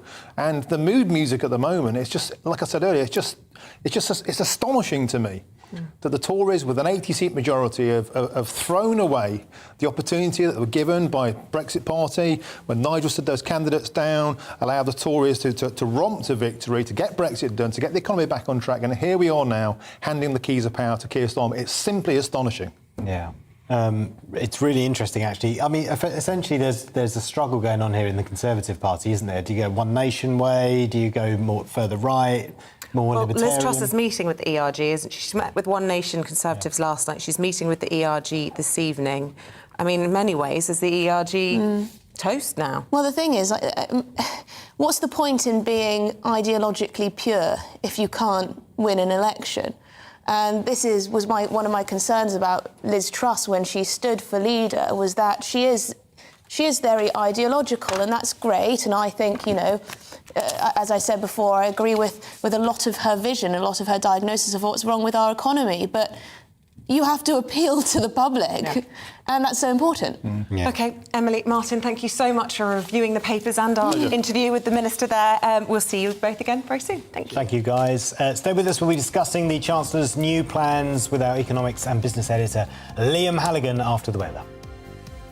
Good morning, I'm Alex Deakin with your latest weather update. We're getting to that time of year where fog patches, when they're around in the morning, can be fairly slow to clear, but for most places it's going to be a dry and a bright day. We're between weather systems, and with light winds it's turned a bit chilly overnight, and as I said, it has turned in places fairly foggy. Some of those fog patches are a little dense, but they should be clearing as we go through the morning. Still likely to be some around, certainly for the next couple of hours, so just be aware of that on your journey into work. But for most, the fog will clear. It's dry, it's bright, there'll be sunny spells. A bit more cloud in the southwest where the breeze will pick up. Maybe one or two showers here too, and a few showers drifting in still across the Northern Isles, parts of Aberdeenshire. But the vast majority dry and bright, and temperatures lifting up into the low to mid or even high teens across the south, feeling a little cooler across northern Scotland, although the winds are a lot lighter here today compared to yesterday. The winds will pick up in the southwest later today, though, and we'll see a few more showers during this evening. Could be quite heavy as well across southwest England initially, but spreading into parts of Wales as we go through the night. Some bright colours there. Could see some intense downpours and the possibility of a rumble of two of thunder as well. Away from that, much of northern England, Northern Ireland, Scotland, dry and clear, and again a bit chilly. And again, a few fog patches forming, but generally a cloudier day to come tomorrow, certainly across the south. A band of showery rain drifting slowly northwards. Quite a wet morning across parts of the Midlands. That rain spreading into North Wales, eventually Northern Ireland, and eventually into parts of Northern England too. Further south, well, we'll see quite a lot of cloud, one or two showers. Much of Scotland, Northern England looking dry and bright. Again, with fairly light winds, not feeling too bad with temperatures in the low to mid-teens. Low pressure continues to throw bands of showers northwards through this week, but all the time with the air coming from the south, it'll be quite warm.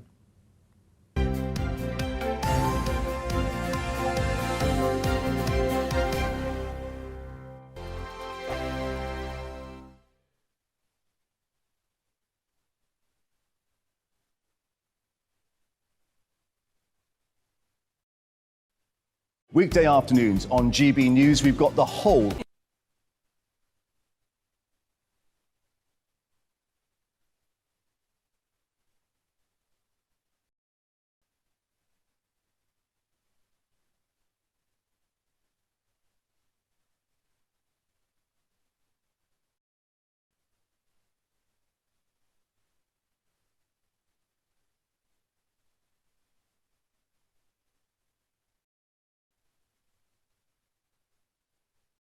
Wouldn't it be nice to keep hold of things you'd normally lose? Weekday afternoons on GB News, we've got the whole of the UK covered. From 12 to 3, it's GB Newsday with me, Mark Longhurst. And me, Gloria Di Piero. You'll get the very latest on everything that's been going on across our great nation. And from 3 till 6, watch out for GB News Live with me, Patrick Christys. I'm not here to mess around. With all the biggest topics and guests, you will always be up to date. GB Newsday and GB News Live from 12 p.m. Only on GB News. The People's Channel, Britain's news channel. Hello there, it's Eamonn Holmes here from Breakfast on GB News. We're not just on your television and your screens, you know. We're on DAB plus digital radio, so you can listen to your favourite shows on the move. If you've not yet listened to GB News Radio, it's very simple. We're on your radio player and TuneIn apps, on your smart speaker, phone or tablet, or online at gbnews.uk. Take us with you wherever you go. GB News Radio. You never have to miss a moment of the People's Channel. Join my show Farage, 7 p.m. till 8 p.m. Monday through Thursday. And there you will get opinion, analysis, debate, and I'll cover stories that nobody else dares to touch. You've been cancelled. Join the club. Oh my goodness me. And then for the last 15 minutes, talking pints. We're over a drink. We have a civilised conversation with someone. We very often disagree, but we do it in a grown-up way. Come and join me on Farage. Hello, I'm Simon Evans. Join me on GB News for Headliners at 11 p.m, where I'll be joined by two of the country's top comedians as we take a look at tomorrow's newspapers tonight. If it's a big story, we'll be covering it, I guarantee, but we'll also have some fun along the way. That's GB News headliners at 11 p.m. We won't put you to sleep, unlike some of the other paper review shows out there. So join us, 11 p.m, 7 nights a week.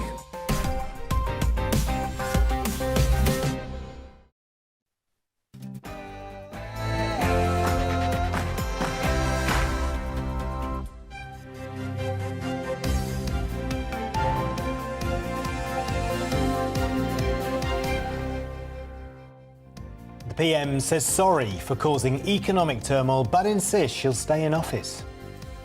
Good morning, it's just after 9 o'clock on Tuesday the 18th of October. This is Breakfast on GB News with Isabel, Webster and Paul Hawkins. Your top story this morning then, Liz Truss saying she was responsible for the financial chaos caused by her government.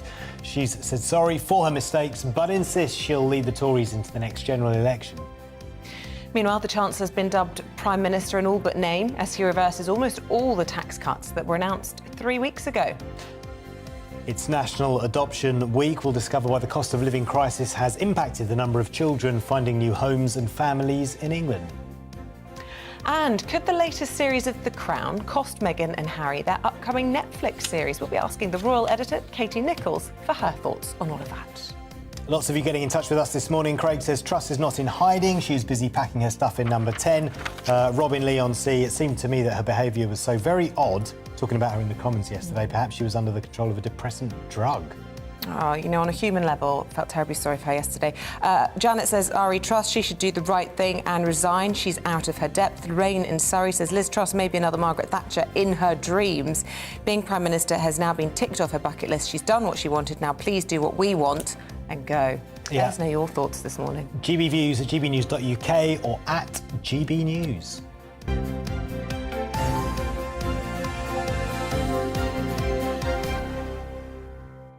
So our top story this hour, Liz Truss has vowed to continue on as Prime Minister following a turbulent day in the Commons. PM has reiterated that she is still committed to boosting economic growth, but accepted her initial plan wasn't sustainable, and this is what she had to say.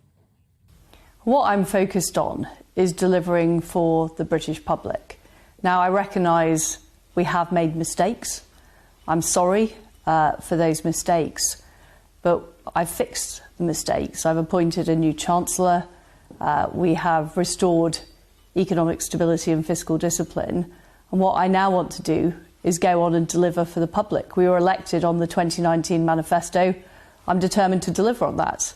Levelling up, securing investment into all parts of our country, getting roads built, getting opportunities right across the nation. And that's what I'm thinking about and that's what I'm focused on. Well, it's time to hear from our economics and business editor, Liam Halligan, who's on the money. So, Liam, welcome to the programme. What do you make of the apology last night and distancing herself from all of the troubles of the last 3 weeks? Can she? Well, whether or not her political opponents within her own party are going to let this rest before they've ousted her, that's the big question. A lot of contrition there, and I agree with you, Isabel. I watched Liz Truss in the Commons yesterday, and I've really felt sorry for her on a personal level. A lot of people will think that's a bit soppy, but there is a human tragedy here. She's wanted to be the Prime Minister all her life. That's a very noble thing to want to do, to serve your country. I think she's fundamentally a decent person. You know, she's got 2 kids who can see that their mum is being, monstered across the world's media, and that can't be easy for her and her family. That aside, she is the Prime Minister of the world's 5th biggest economy, and it's a very grown-up job, and politics is a contact sport. And what we're seeing here is an attempt by her to underpin what's left of the foundations of her government. It may be that the rest of the party, the parliamentary party, because of course the party in the shires, if you like, in the country, they've been pretty much cut out of that process, will give her some time, but I think she'll always be on a very tight leash. I can't see her ever really getting control of her own policy agenda, again, in terms of what she proposes to Parliament and in terms of what her own backbenchers let her through. So in that sense, I don't think her premiership will ever fully recover from this if she is going to go on for a respectable enough amount of time that the Tories don't completely upset huge swathes of the country with all this chopping and changing. Then she'll always be, in my view, a diminished Prime Minister. So do you agree with her statement that she's fixed the problem? I don't, because the problem, you can only make one first impression, and though we, as journalists, we knew who Liz Truss was when she was Chief Secretary of the Treasury, Trade Secretary. You only really make an impact with the broad swathe of the public when you become either the Chancellor or the Prime Minister. That's just how, possibly Home Secretary, that's how politics works. And she can't undo that first impression, and rightly or wrongly, that first impression has been one of financial market chaos, panic about mortgages and pensions. If you ask me as an economist, did what she proposed warrant that response from the market? I would say no.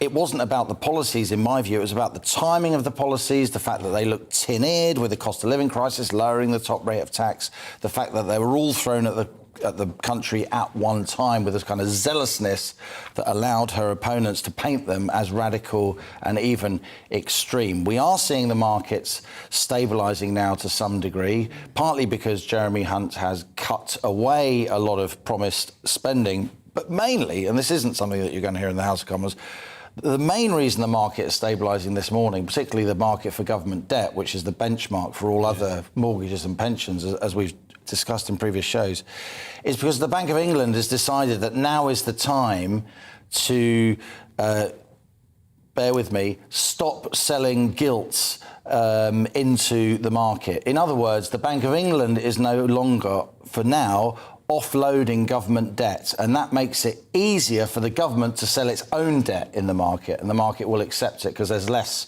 demand. At a lower interest rate. The interest rate will stabilise because the Bank of England isn't doing this unwinding of years of quantitative easing. We will have to do that in the end, but the Bank of England has decided now is not the time when the markets are jumpy to be sort of trying to, do this housekeeping manoeuvre, which is selling this quantitative easing debt. Now, a cynic would say, well, why didn't they decide that last week? Why didn't they decide that after the mini-budget? Why didn't they do Liz Truss and Kwasi Kwarteng a favour? And others would say, oh, but they're independent. And then others would say, yeah, but they seem to be a lot more independent. They seem to be a lot more willing to help the sort of Truss-Sunak wing of the Conservative Party than the Truss-Hunt part of the Conservative Party, rather than the Kwarteng Truss part. But these are quibbles that will only be followed by technical people in the markets, but they will be picked over by future historians. On that, we do still expect interest rates to go up though on the 3rd of November, don't we? We do. When they stabilise, they're still going to go up. We do, Isabel, but I have to say what the Bank of England does and doesn't do now, it's playing catch-up.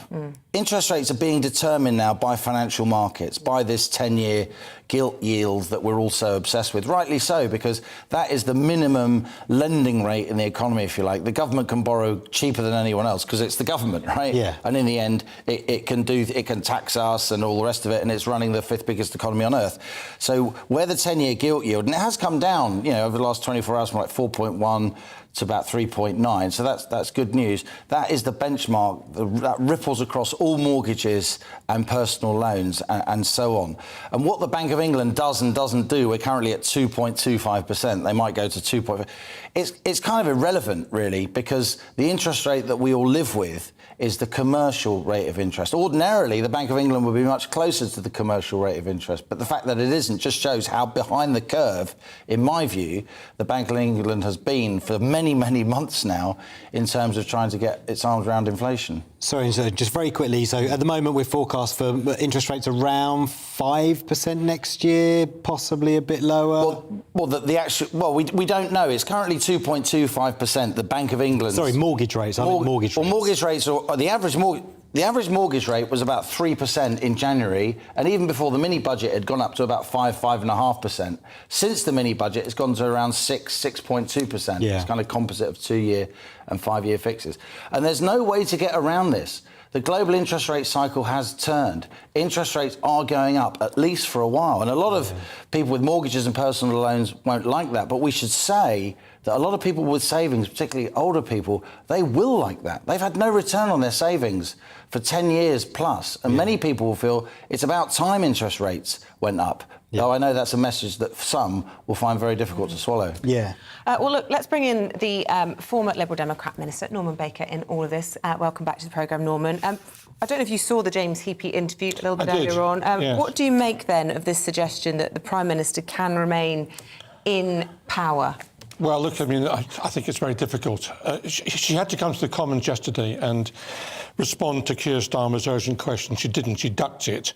And you just can't do that. She had to be there to face the music in a way. And she has to be there tomorrow for Prime Minister's question time, which will be very difficult for her. And I don't think she's going to be able to cope with it, quite frankly. I think she's out of her depth. And I don't say that with any joy. I feel quite sorry for her myself in terms of where she's feeling at the moment. But she's clearly not up to it. But the Tory party is faced with this difficult situation. They either get rid of her, in which case there's overwhelming case for a general election, because you can't keep changing prime ministers like this, or they keep her and face oblivion, frankly, at the next general election. So either way, they're going to lose. As far as James Heappey is concerned, I mean, I have to say that, you know, without being disrespectful to him, who is he? I mean, where were the cabinet this morning out there on the airwaves defending the Prime Minister? None of them are there. We got a third-tier MOD minister. Yeah. Liam, just coming back to you, there are some calls for the government to step in and introduce some sort of package to help with mortgage costs, potentially. How would the market react to that? Well, that would be a big fiscal burden on the government when we're trying to actually show that we're not taking on undue fiscal burdens. Look, I think when this whole episode is over, when this whole retreat from the huge mistake that quantitative easing has been, as some of us have been saying for years and years, you know, lone voices in the wind, dismissed as ridiculous by the economic policy-making establishment, it's now coming home to roost. It gives me no pleasure to say that. But when this whole unwind of quantitative easing is over, we understand that a generation of people have bought overpriced houses on very low interest rates, and then when they have to remortgage, unfortunately, after 2 and 5 years, they're going from like a 2% fix to a 6 or 7% fix. That's completely devastating. Yeah. That's completely devastating. And when that comes to the fore and that becomes the subject of mainstream politics, I think, and I was talking to an American friend about this last night, we may move to a kind of Fannie Mae, Freddie Mac system. Now, what does that mean? All Americans will know what that is. These are the big institutions that emerged from the Great Depression and the financial ruin of that. And they're basically semi-state institutions that help people gain access to fixed-rate long-term finance. So in the US, if you go with one of those institutions, it costs you a bit more money, but you can get a 30-year fix. You know where you are. State-subsidised mortgages. It's kind of state-subsidised mortgage. It's kind of like a in-between. It's the state sitting well back and overseeing what's going on. And as long as the system isn't abused, it was in 2008, of course, as long as the system isn't abused, it can work well. And it did work well for many in America for several decades. So I think the trauma of what we're going to go through is going to be so great. There's going to be big institutional upheaval. And I do think we'll end up with that kind of a mortgage set of institutions here in the UK, imported from the US. That would be fascinating. A final thought from you, Norman, in all of this. Yesterday, when the Chancellor, I suppose he went further and faster than a lot of people were expecting with the U-turns. On the energy price guarantee, stopping that in April and bringing in a review, do you welcome that? I think it's a sensible financial policy to pursue. I mean, quite clearly, the big problem at the moment is going to get through winter when obviously the temperatures are lower and people have been planning on receiving some help. So that had to be kept going through the winter, in my view. But the case for keeping the support indefinitely through the summer with volatile prices for gas internationally is probably not very strong. And I think he was right to do that, Jeremy Hunt. Yeah. Norman, really good to see you. Thank you for your time. Liam, you'll be around all day, keeping us updated, right? I think so. Yeah, hour by hour, etc. Liam Halligan there, our business and economics editor. Right, time's 9:14. Let's bring you up to date with the latest headlines this hour. And National Grid's chief executive has warned British households to prepare for blackouts on cold weekday evenings. They could occur between 4 and 7 p.m. in January and February if gas imports are reduced. The warning comes as the company says it would have to impose rolling power cuts if generators fail to secure enough gas to meet demand. More than half of us are choosing to spend our evenings at home over the coming months to try and save money. This is a Barclaycard survey which found nearly 1 in 3 people are looking at every purchase to see if it's necessary as budgets are squeezed by rising costs. It says spending on non-essential items grew by just 1% last month. That's the lowest point since February 2021. And Sir Rod Stewart says he's using his power to help others as he rents a home for 7 Ukrainian refugees. The Mirror reports that Sir Rod's provided support to a Ukrainian couple and their 5 children, paying for rent and bills for a house in Berkshire for at least a year. The singer says he usually keeps his charitable efforts quiet, but hopes making these actions public could inspire others to help too.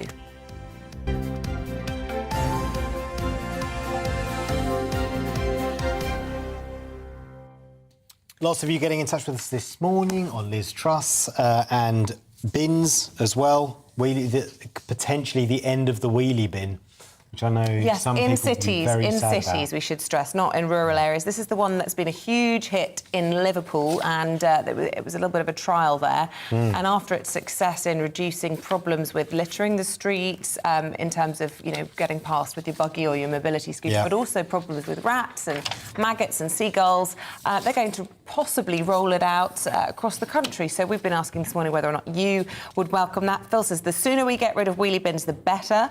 And Geraldine says, what about the elderly? How would they get to underground waste bins? They could be quite a long way from them, which is a fair question. Lots of questions, I suppose, about how exactly they'd work. But they've been using them in Europe for a long time. I saw them, funnily enough, in Venice, of all places. They had a canal. wheelie bin in Venice? The underground storage ones, yeah. And then they'd come along on a canal, and then they'd lift the mechanism onto a sort of mini barge. Interesting times. And also lots of you getting in touch with us about the Conservative leadership problems, or maybe even lack of Conservative leadership, or unless you think Jeremy Hunt is running the country this morning.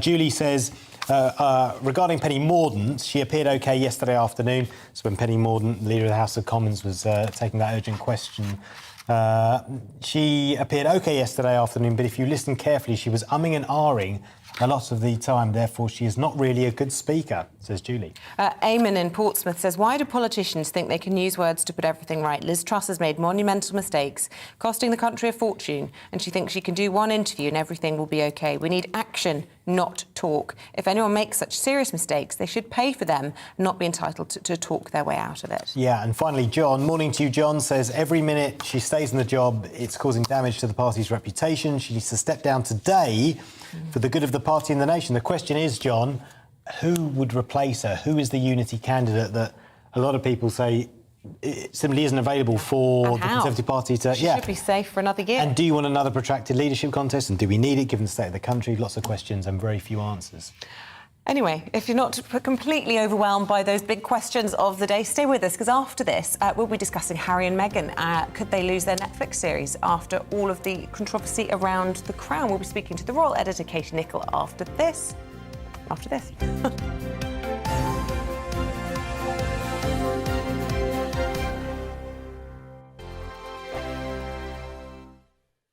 Weekday afternoons on GB News, we've got the whole of the UK covered. From 12 to 3, it's GB Newsday with me, Mark Longhurst. And me, Gloria Di Piero. You'll get the very latest on everything that's been going on across our great nation. And from 3 till 6, watch out for GB News Live with me, Patrick Christys. I'm not here to mess around with all the biggest topics and guests. You will always be up to date. GB Newsday and GB News Live from 12 p.m. Only on GB News. The People's Channel, Britain's news channel. Hello there, it's Eamonn Holmes here from Breakfast on GB News. We're not just on your television and your screens, you know. We're on DAB plus digital radio, so you can listen to your favourite shows on the move. If you've not yet listened to GB News Radio, it's very simple. We're on your radio player and TuneIn apps, on your smart speaker, phone or tablet, or online at gbnews.uk. Take us with you wherever you go. GB News Radio. You never have to miss a moment of the People's Channel. Join my show Farage, 7 p.m. till 8 p.m. Monday through Thursday. And there you will get opinion, analysis, debate, and I'll cover stories that nobody else dares to touch. You've been cancelled. Join the club. Oh, my goodness me. And then for the last 15 minutes, talking pints. We're over a drink. We have a civilised conversation with someone. We very often disagree, but we do it in a grown-up way. Come and join me on Faro. Hello, I'm Simon Evans. Join me on GB News for Headliners at 11 p.m, where I'll be joined by two of the country's top comedians as we take a look at tomorrow's newspapers tonight. If it's a big story, we'll be covering it, I guarantee, but we'll also have some fun along the way. That's GB News Headliners at 11 p.m. We won't put you to sleep, unlike some of the other paper review shows out there. So join us, 11 p.m, 7 nights a week.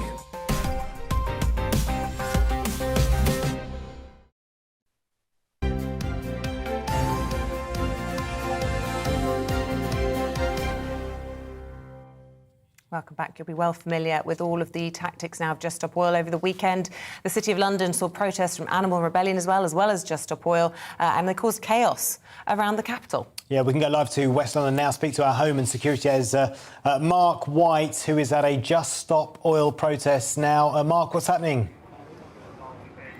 Well, it started at 7:30 this morning, a spontaneous protest on the main A4 road into central London. Police have been here in numbers very quickly and managed to unglue quite a number of the protesters that were locked to each other and glued to the roadway. And you can see the aftermath of that now. They have managed to clear the main A4 road. They've not allowed the traffic to move yet because they're still dealing with quite a number of the demonstrators that were here. Now, we were told by Just Stop Oil that they had 30 activists who were here across both carriageways of the main A4. You can see the police activity here, very significant numbers, like yesterday down at Victoria Street in central London. I was there, 50 plus police officers there for over 2 hours. And again this morning, instead of policing the capital and working in their own boroughs throughout London, they've been seconded to deal with these sporadic protests, more than 50 officers again. And of course, this is now the heart or the height of rush hour, and you've got traffic in both directions of the A40 going absolutely nowhere. We can show you just on the other side of the police van there, you can see the National Express bus and other vehicles, and they have been here basically stuck in this traffic jam, most of them for the last couple of hours. You can understand why patience is wearing very thin amongst many of the people who are caught up in these protests. The demonstrators themselves are completely unrepentant. They say that they're dealing with a climate emergency and that these tactics are required to get their point across. Whether that's shared, of course, by the majority of people who are caught up in this kind of action is another thing. And what I observed yesterday actually was a number of members of the public remonstrating with demonstrators. And that really, I think, marked a change in the way in which members of the public seem to be viewing these protests. We saw the same about a year or so ago with Insulate Britain. After a while, the public got thoroughly fed up with that and were challenging them. Well, we saw that yesterday. 8 different confrontations we saw and filmed yesterday with very angry members of the public. Mark, thank you very much. We'll have more on that throughout the day here on GB News. Meanwhile, Netflix has reportedly delayed the release of Harry and Meghan's documentary series following the upcoming series of The Crown. Yeah, the show starring the Duke and Duchess of Sussex had been gearing up for a December release, but has reportedly been delayed until next year. We're joined now by author and Vanity Fair royal editor Katie Nichols to tell us more. Katie, what more can you tell us? Well, this is not good for Harry and Meghan, is it? Because I think last time I was on the show, we were talking about his autobiography being pushed back. And now we're talking about this big multi-million-dollar deal. $100 million Netflix has paid this couple. And this series, this docu-series, and we know that they've been to the Invictus Games, we know that they've been following the couple around, has now reportedly been pushed back again into the new year. Now, I understand that this is largely at the couple's behest, that when they went back after the Queen's funeral, they realised that a lot of what was in Harry's book and a lot of what was going to be in this docu-series would potentially look very insensitive so soon after the Queen's death. So timing is everything.